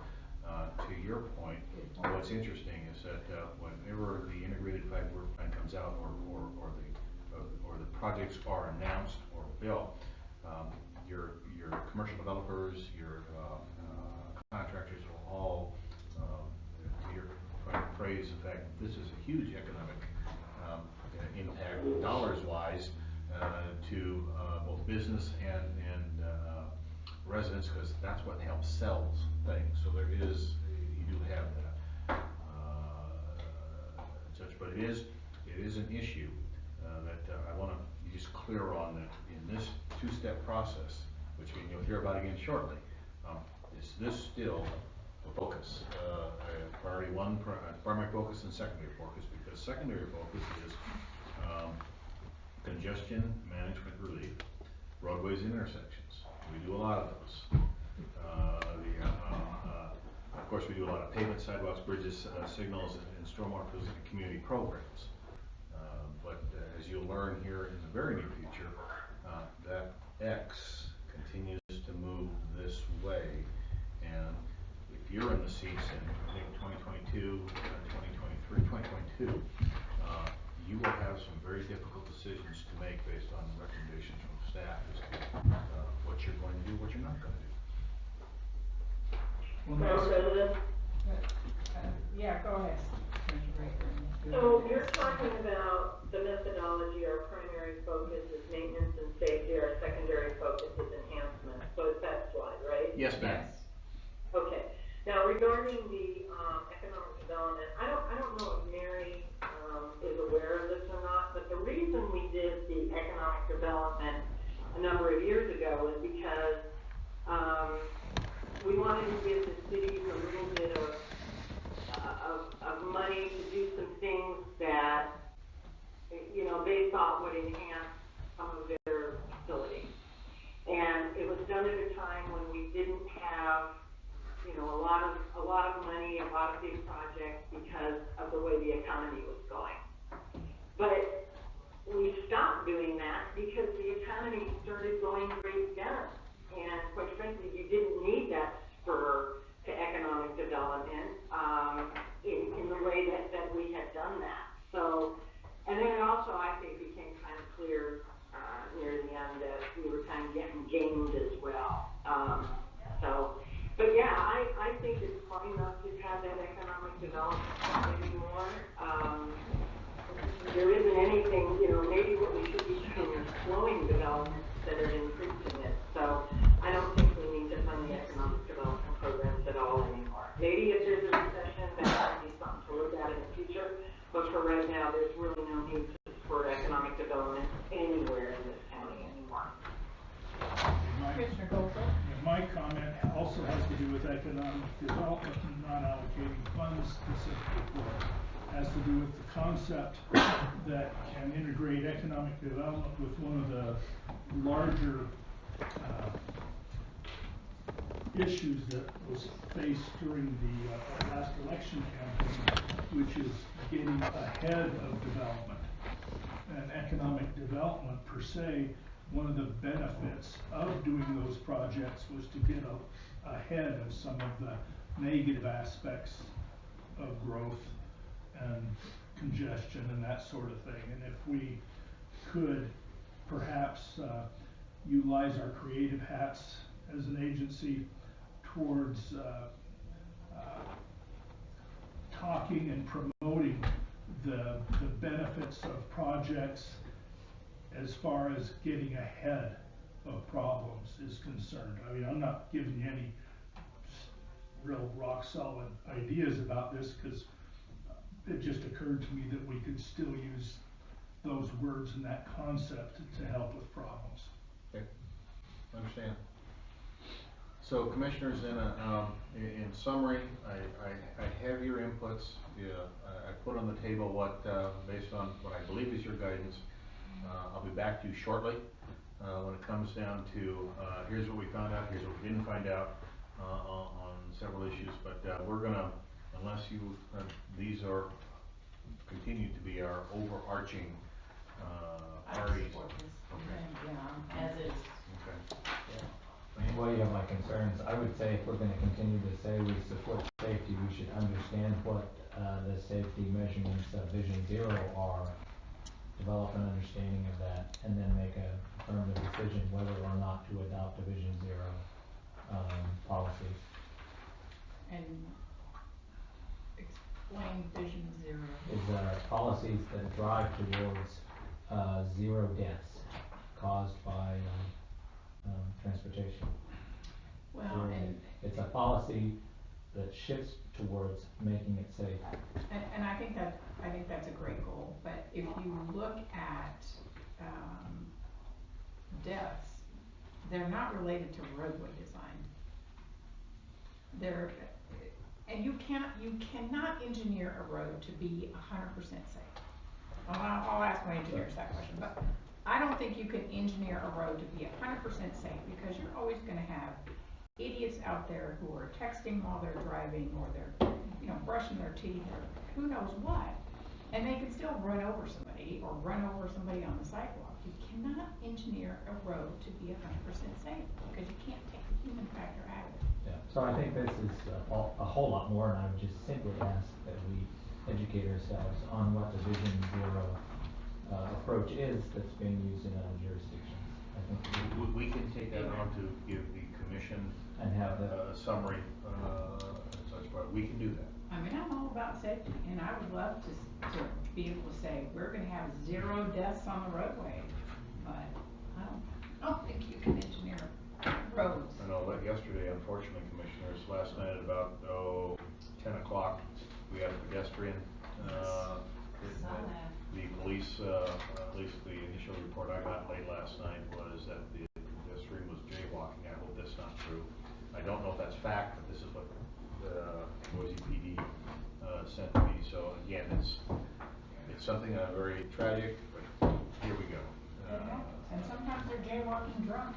That was my next, because at 10 o'clock at night in Boise, how can you not Is that the one jaywalk on safely? 10th and Myrtle? Yes, yes. Unfortunately, there was the BSU concert band was my daughter's, and that's why I know this. Was just getting up from their practice, and was none of the band members, such, which is a good thing. So, commissioners, with that, I'd like to step up for the next presentation and your last presentation. It is a joint presentation of plans and projects and engineering. You want to have this too? Probably. Very good. So should I sit here? Right here. Is that, That's right. is that Right the next to Mr. appropriate Goldberg. spot? See. Excellent. Mrs. Justin Lucas and not Here, Justice you don't want to Lee drink Case. any of that. Would you like, do you need a water? I'm okay. Okay. Justin, please be careful, because Commissioner Goldberg is a lawyer, so he's Got sitting it, there. got it. I just wanted But that. he's not a lawyer, so he's probably. This guy was your relative. Here's your Oh, yeah, that's a little misprint on my last page. And before he starts, Commissioners, yesterday, you asked us to put together a draft, letter of support of the Maxwell Compass. I have that draft here. Would you be willing to take a look at that now? And, Why don't you give it to us and we can look at it after? okay, very good. We're gonna run out of time. Right, but I'd like you to I see think, this. yeah, time's because, of the essence of getting that. we're ready to go to support that. Just, Thank you, Director. I have copies of the presentation that Gary and I guess I can do this. we'll be sharing today. if you don't mind And did you handing send those that out. to Commissioner Baker? I Yes, believe we did. so, it should Yes. go to Commissioner Awesome. Baker, and is she still on the line, or? Yes. Yes. Okay, hi Commissioner Baker. Hi, but is this, I hate to ask this, but is this gonna give us new information, Yes, or it is? yes. Me?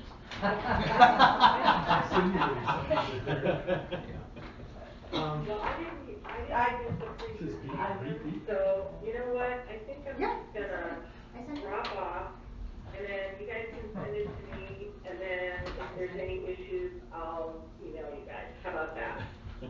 Okay, that's fine. Thanks for joining us, Commissioner Baker. Thank you. And then if you wanna send that letter, I can take a look at that letter, but I'm sure it's fine if all it says is we support the project, so. And that's basically what it says. Then that'll be fine, I'm sure. Thank So you. anyway, have a good time. Thank you. Commissioner Baker. Thank you. Bye-bye. Well, President Arnold, members of the commission, thanks for having Gary and I today. It's glad to be here and to share some information with you. Some of this information, some of you have seen before. Obviously, Commissioner May has probably not seen a lot of this information, but we also have some updated numbers and things that you requested.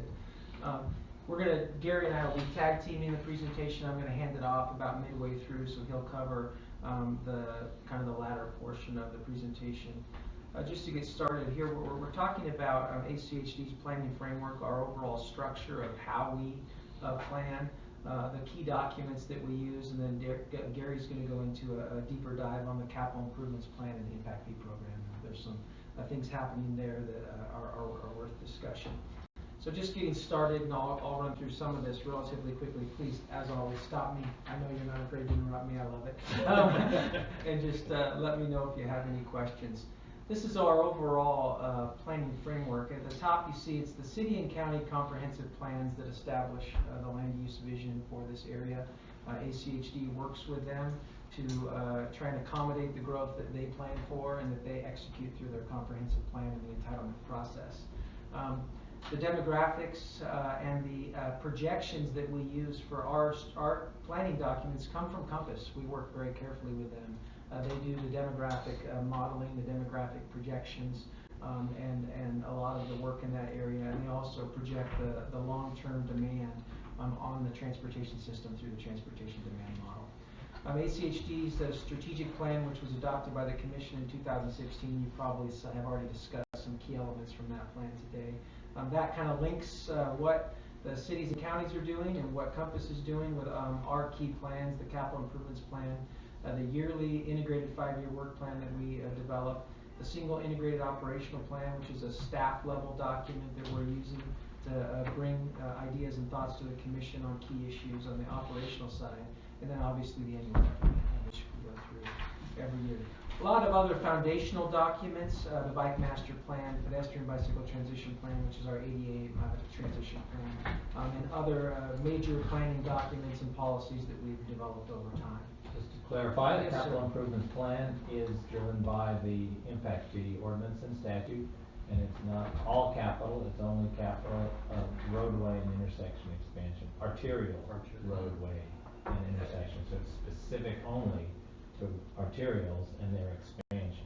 Commissioner Henson, thank you for clarifying. That's what's allowed under the On statute. state law. Right, but calling it capital improvement gives people a notion that it might be all capital, it is not. That is correct. Our integrated 5-year work plan takes the capital improvements plan, a lot of the things, neighborhood plans and all those, and brings it all together. So the integrated 5-year work plan is more comprehensive than the capital improvements. Yeah, plan.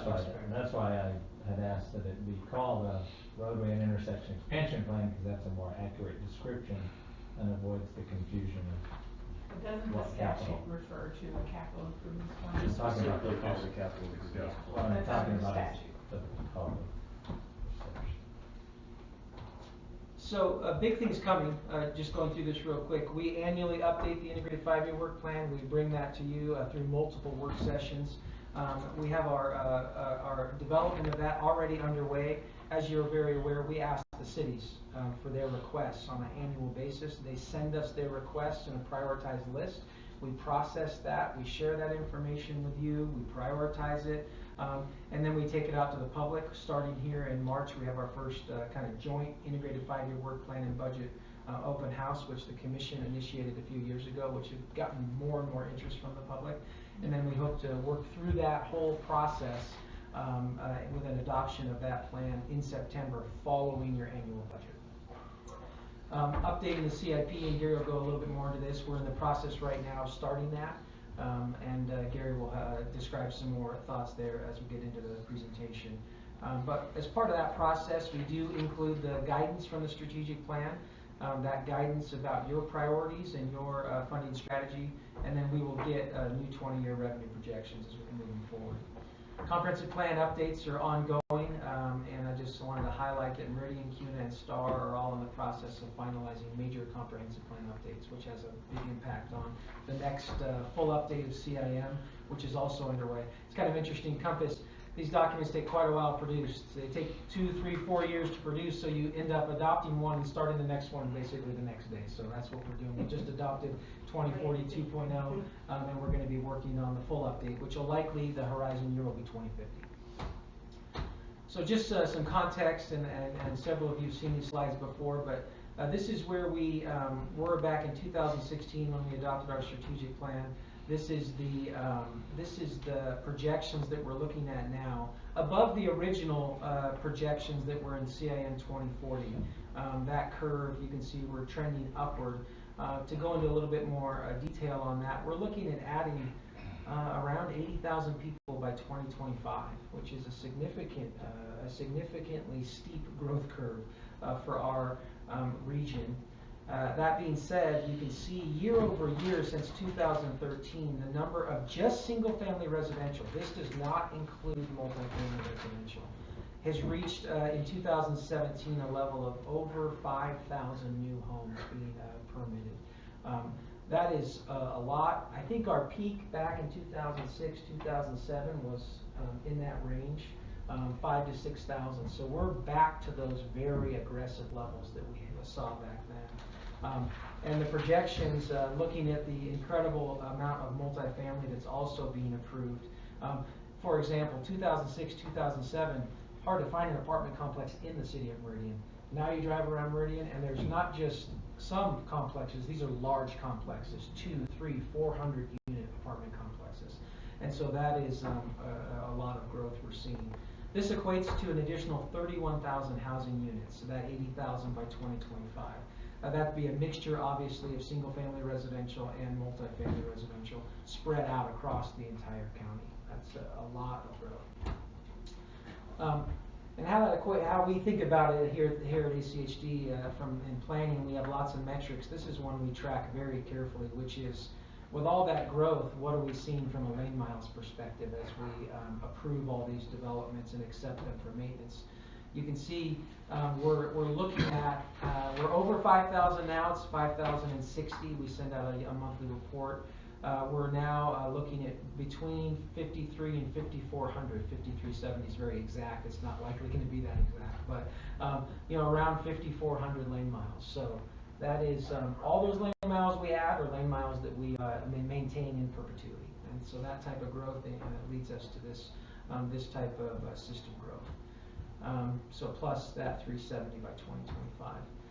System age, just to place things in context. I like this slide. It's not perfect, but it shows that east to west contrast that we have. The greens and the yellows is new roads, newer growth. The red roads are those roads that have been there before 1987. And you can see all that growth happening in Meridian, South Meridian, CUNA, Star, Eagle. Those are the high growth areas. And then some also happening in Southeast Boise. You can see quite a bit happening out there. And more planned down by the airport, the Orchard Extension, and all that. So a lot of challenges for an agency of our size with over 5,000 lane miles dealing with, these are not the same types of roads. A road built in 1985 is really nothing like a road we built today. And so the maintenance challenges, the design life, the life expectancy, the maintenance needs vary depending on where you are in the county.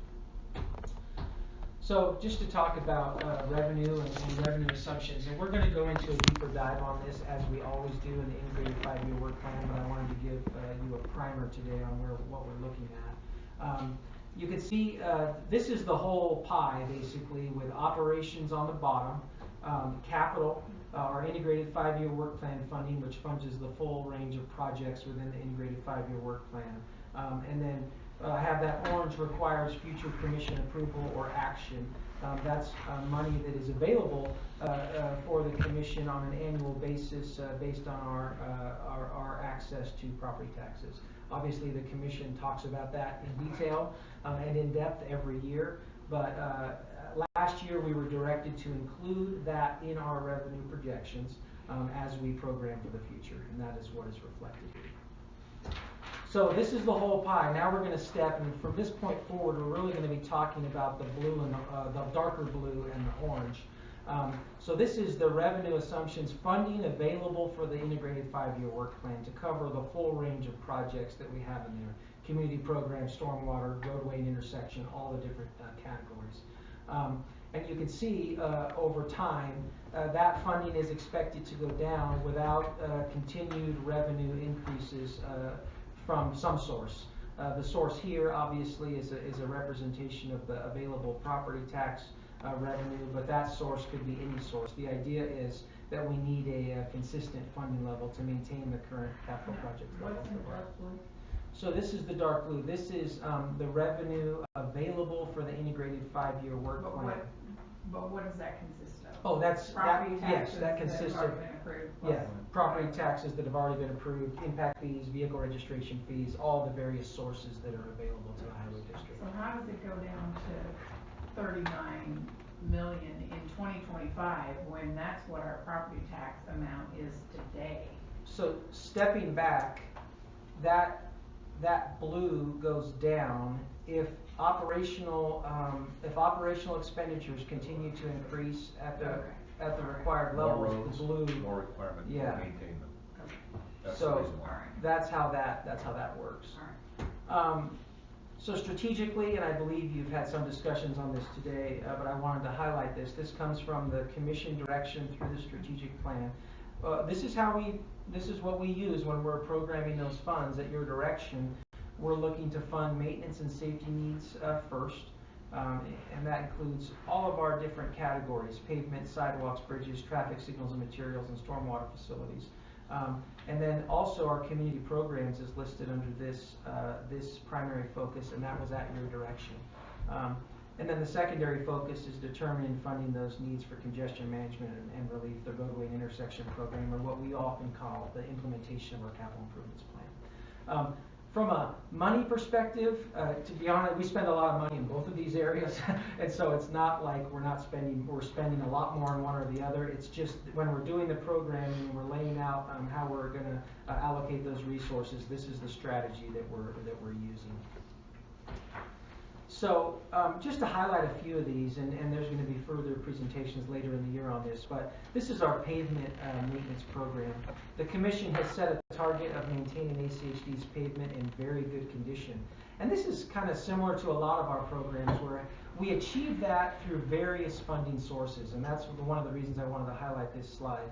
You can see we basically, on the operational side, ACHD does a lot of pavement work, primarily through our chip seal and crack seal programs.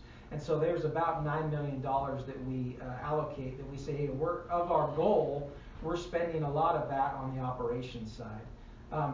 This federal aid portion, this is money that we secured through our partner at Compass. This is important for us because it allows us to take those federal aid dollars by formula, and we then allocate those resources to the maintenance program here at ACHD. We've just actually started, the first big project was in 2017. 18 went way down because of State and Collister, but now 19, 20, and going forward, it's that $7 to $8 million a year that we're receiving by formula. These are critical funds for us. If we took these away, you would see that ACHD would be nowhere near its goal of $27 to $34 million a year. And then the remainder on top is the local funds that ACHD allocates through its capital maintenance program. So these are, the roadway inlays, the overlays, the reconstructions, and most of this money, to be honest, is in that residential network, the largest portion of the network going forward. needs a lot of resources and help to keep it in good condition. So that's how we're laying that out.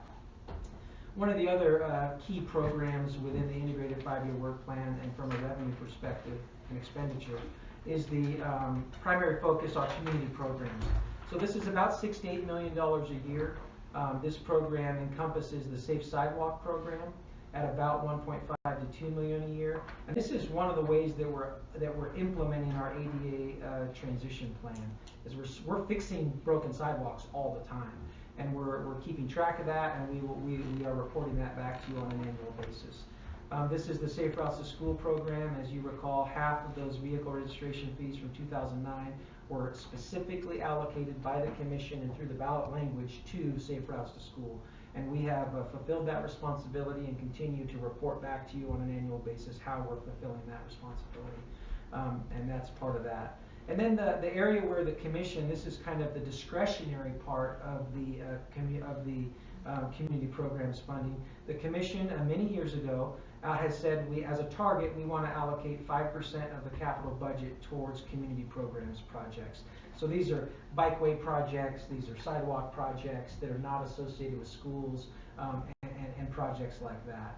And so that's about also 2.5 to 3 million a year under current funding scenarios. So this is a very popular program, very important program, and just wanted to highlight the way the funding is currently working in that program. So secondary focus, this gets into our CIP implementation focused on roadway and intersection and congestion rate.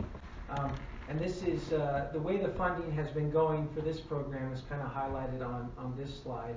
There's years when we are, most recently, where we've been able to reach kind of that target. If you take the whole CIP and divide it by 20 years, you get a range of about $37 to $40 million that needs to be spent in that area to implement the CIP. You can see in 2019 we are close to that. That includes a large federal aid project, State and Collister, which helps us achieve that.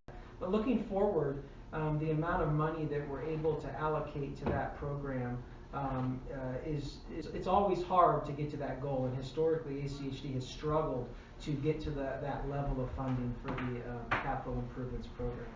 So you can see the lighter pink is the current programming, and the red is the over programming that the Commission directs us to do to try and highlight the needs there. This will be updated, and it's updated every single year. You see it through the integrated 5-year work plan, and it's one of the big topics of discussion that we bring forward. So this graph, the intention here is to show in this orange line, this is the dollars available to fund the integrated 5-year work plan, all those programs we're talking about. This doesn't, operations is not included here, that's separate. And then this is the Commission-directed primary focus areas. So as you can see, this is the total amount of money available. The primary focus areas over time are growing. There's some fluctuation based on different project needs. But what the delta, the difference between the two lines is the money that we're able to make available for roadways and intersection projects. And moving forward, if we're not able to continue increasing revenue in some way, basically there's a time when even our primary focus needs, we won't have enough money for those, and so we'll have to adjust targets, do something to take care of that. And certainly it makes it harder and harder over time in the long-term perspective to meet our capital improvements program needs. So that's one of the challenges we've brought to you this many times and showed it to you in various different ways, but this is just another highlight of that issue.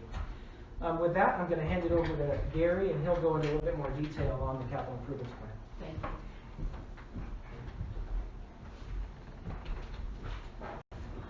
Afternoon. As Justin said earlier, we will be doing our update of the capital improvements plan this year. We adopt a new CIP every 4 years. We follow the compass cycle along the adoption of the long-range transportation plan. So we just adopted 2040 2.0. So we'll use that plan as the basis of our CIP that we'll bring to you for adoption in 2020. This is the map of the projects in our 2016 CIP. In this particular plan, we were still benefiting greatly from the added lanes to I-84 at that time. So a lot of our east-west routes were not showing as big a need as we now know there will be with the added growth and the increased volumes on I-84.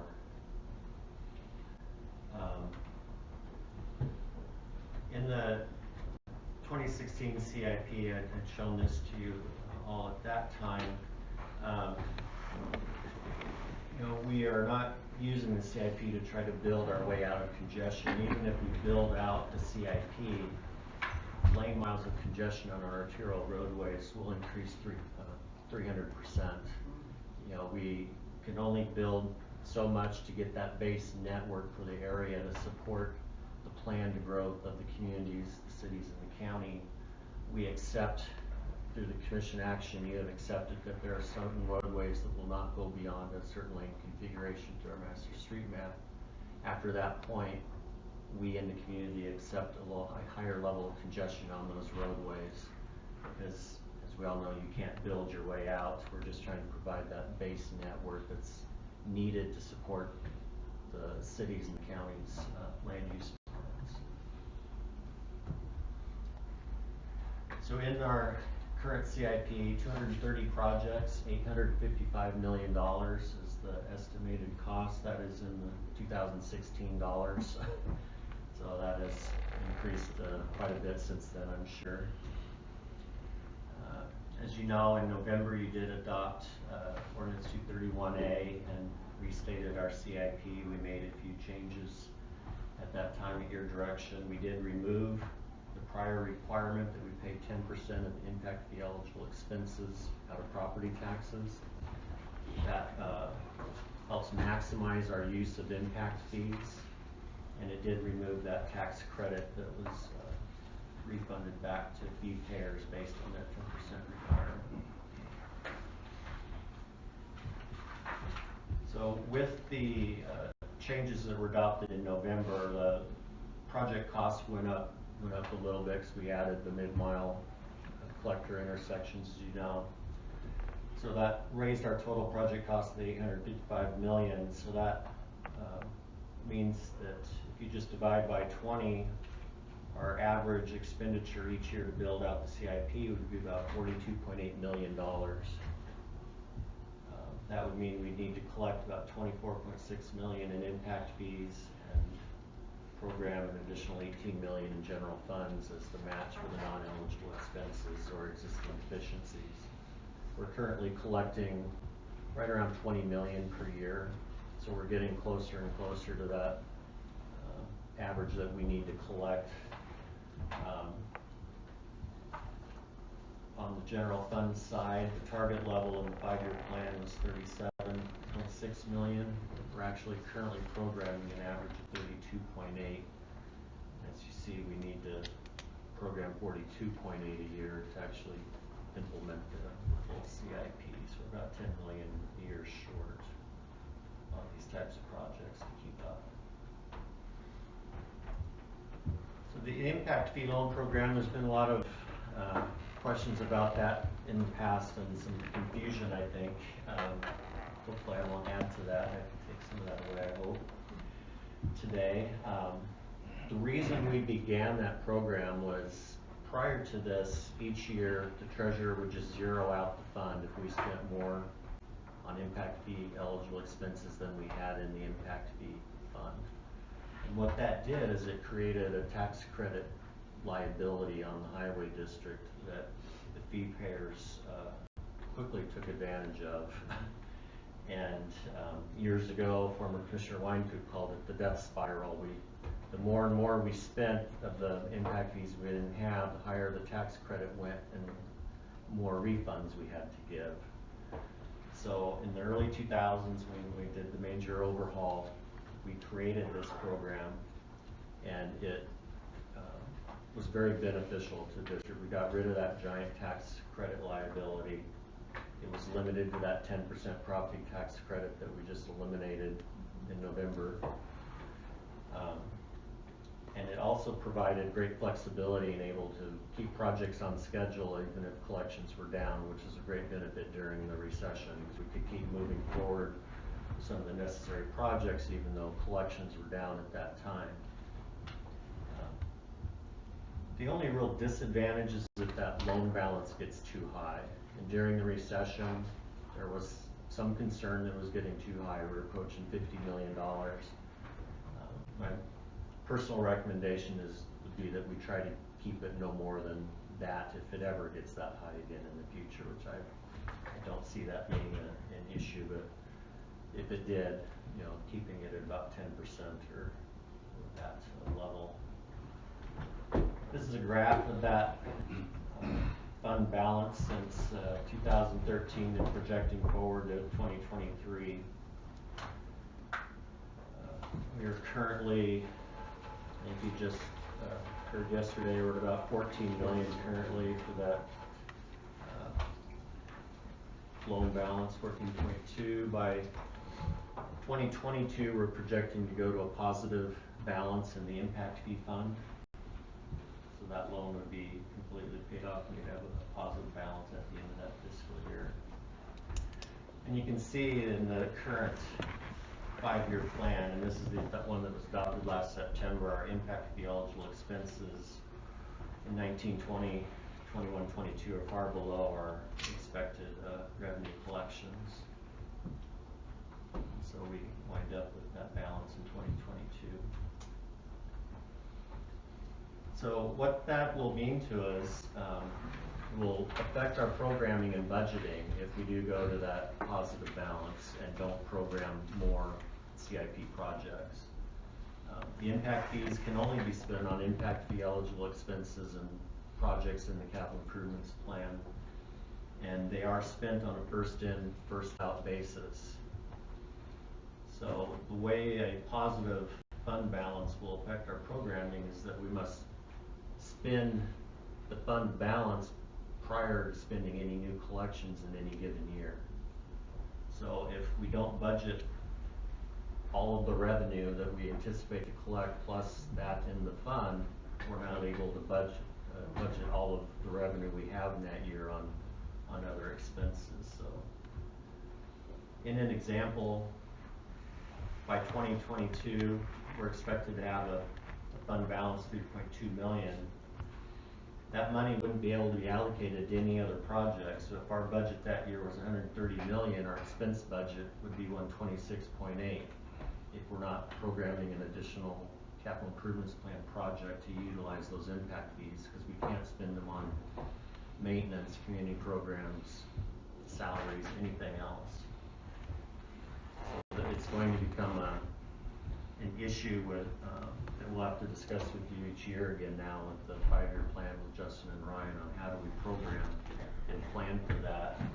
Because that 3.2 million would fund another project, but if it's not a CIP project, then it has to sit. So in summary,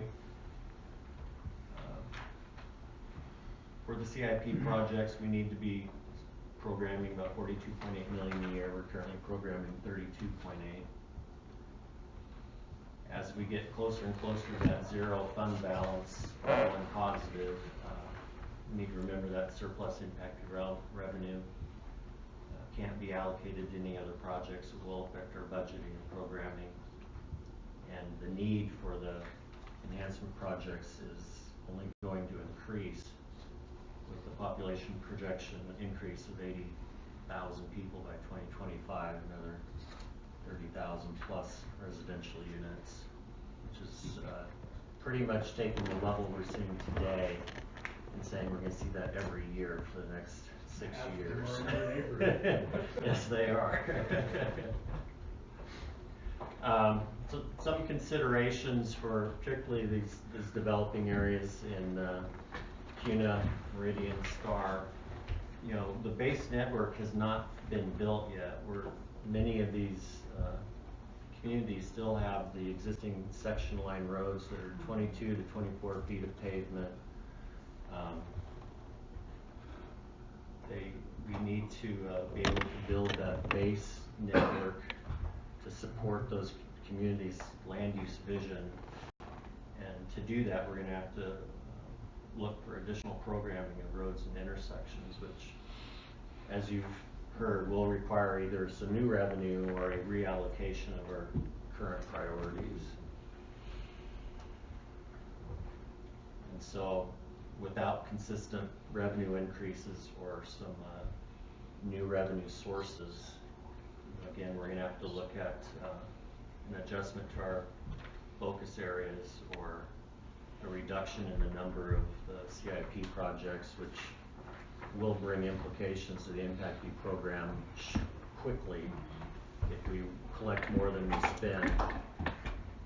Because we do have an obligation in the statute to spend them within certain time frames and only on those types of projects. I think that's it.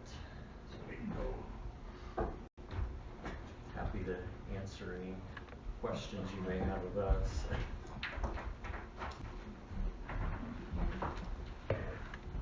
Commissioners, those are the topics that we were asked to brief you on today. So unless you have any other comments, I'm turning it back over to the President. Anything else we need to talk about? Good, thank you, gentlemen. Yeah. Appreciate it. Thank you. I guess we're done. Yes, Commissioners, just as an update for weather, I'm starting to get weather warnings. A whole bunch of folks. Friday, Saturday, Sunday, snow operations heading in the mountains, snow operations heading in Caldwell, snow operations here in Ada County. No, and such. we don't want snow. So Not here. we'll have the cruiser going to be on standby going into on a rotation going into Friday, and I do expect the crews to be working all weekend on operations. I've already let the crews know to support Councilman Bird's memorial. And such, we'll make sure there's tremendous access there for that, and it is going to be a long weekend. So if you're going to be There's driving, gonna be a lot of traffic please, going to that memorial please on be safe. Saturday. Drive Was safe. Keith ill for a long time? Keith had had a lot of health challenges over the last 10 years, and so he was sick off and on. He's been in the hospital for 2 visits. Good to see you.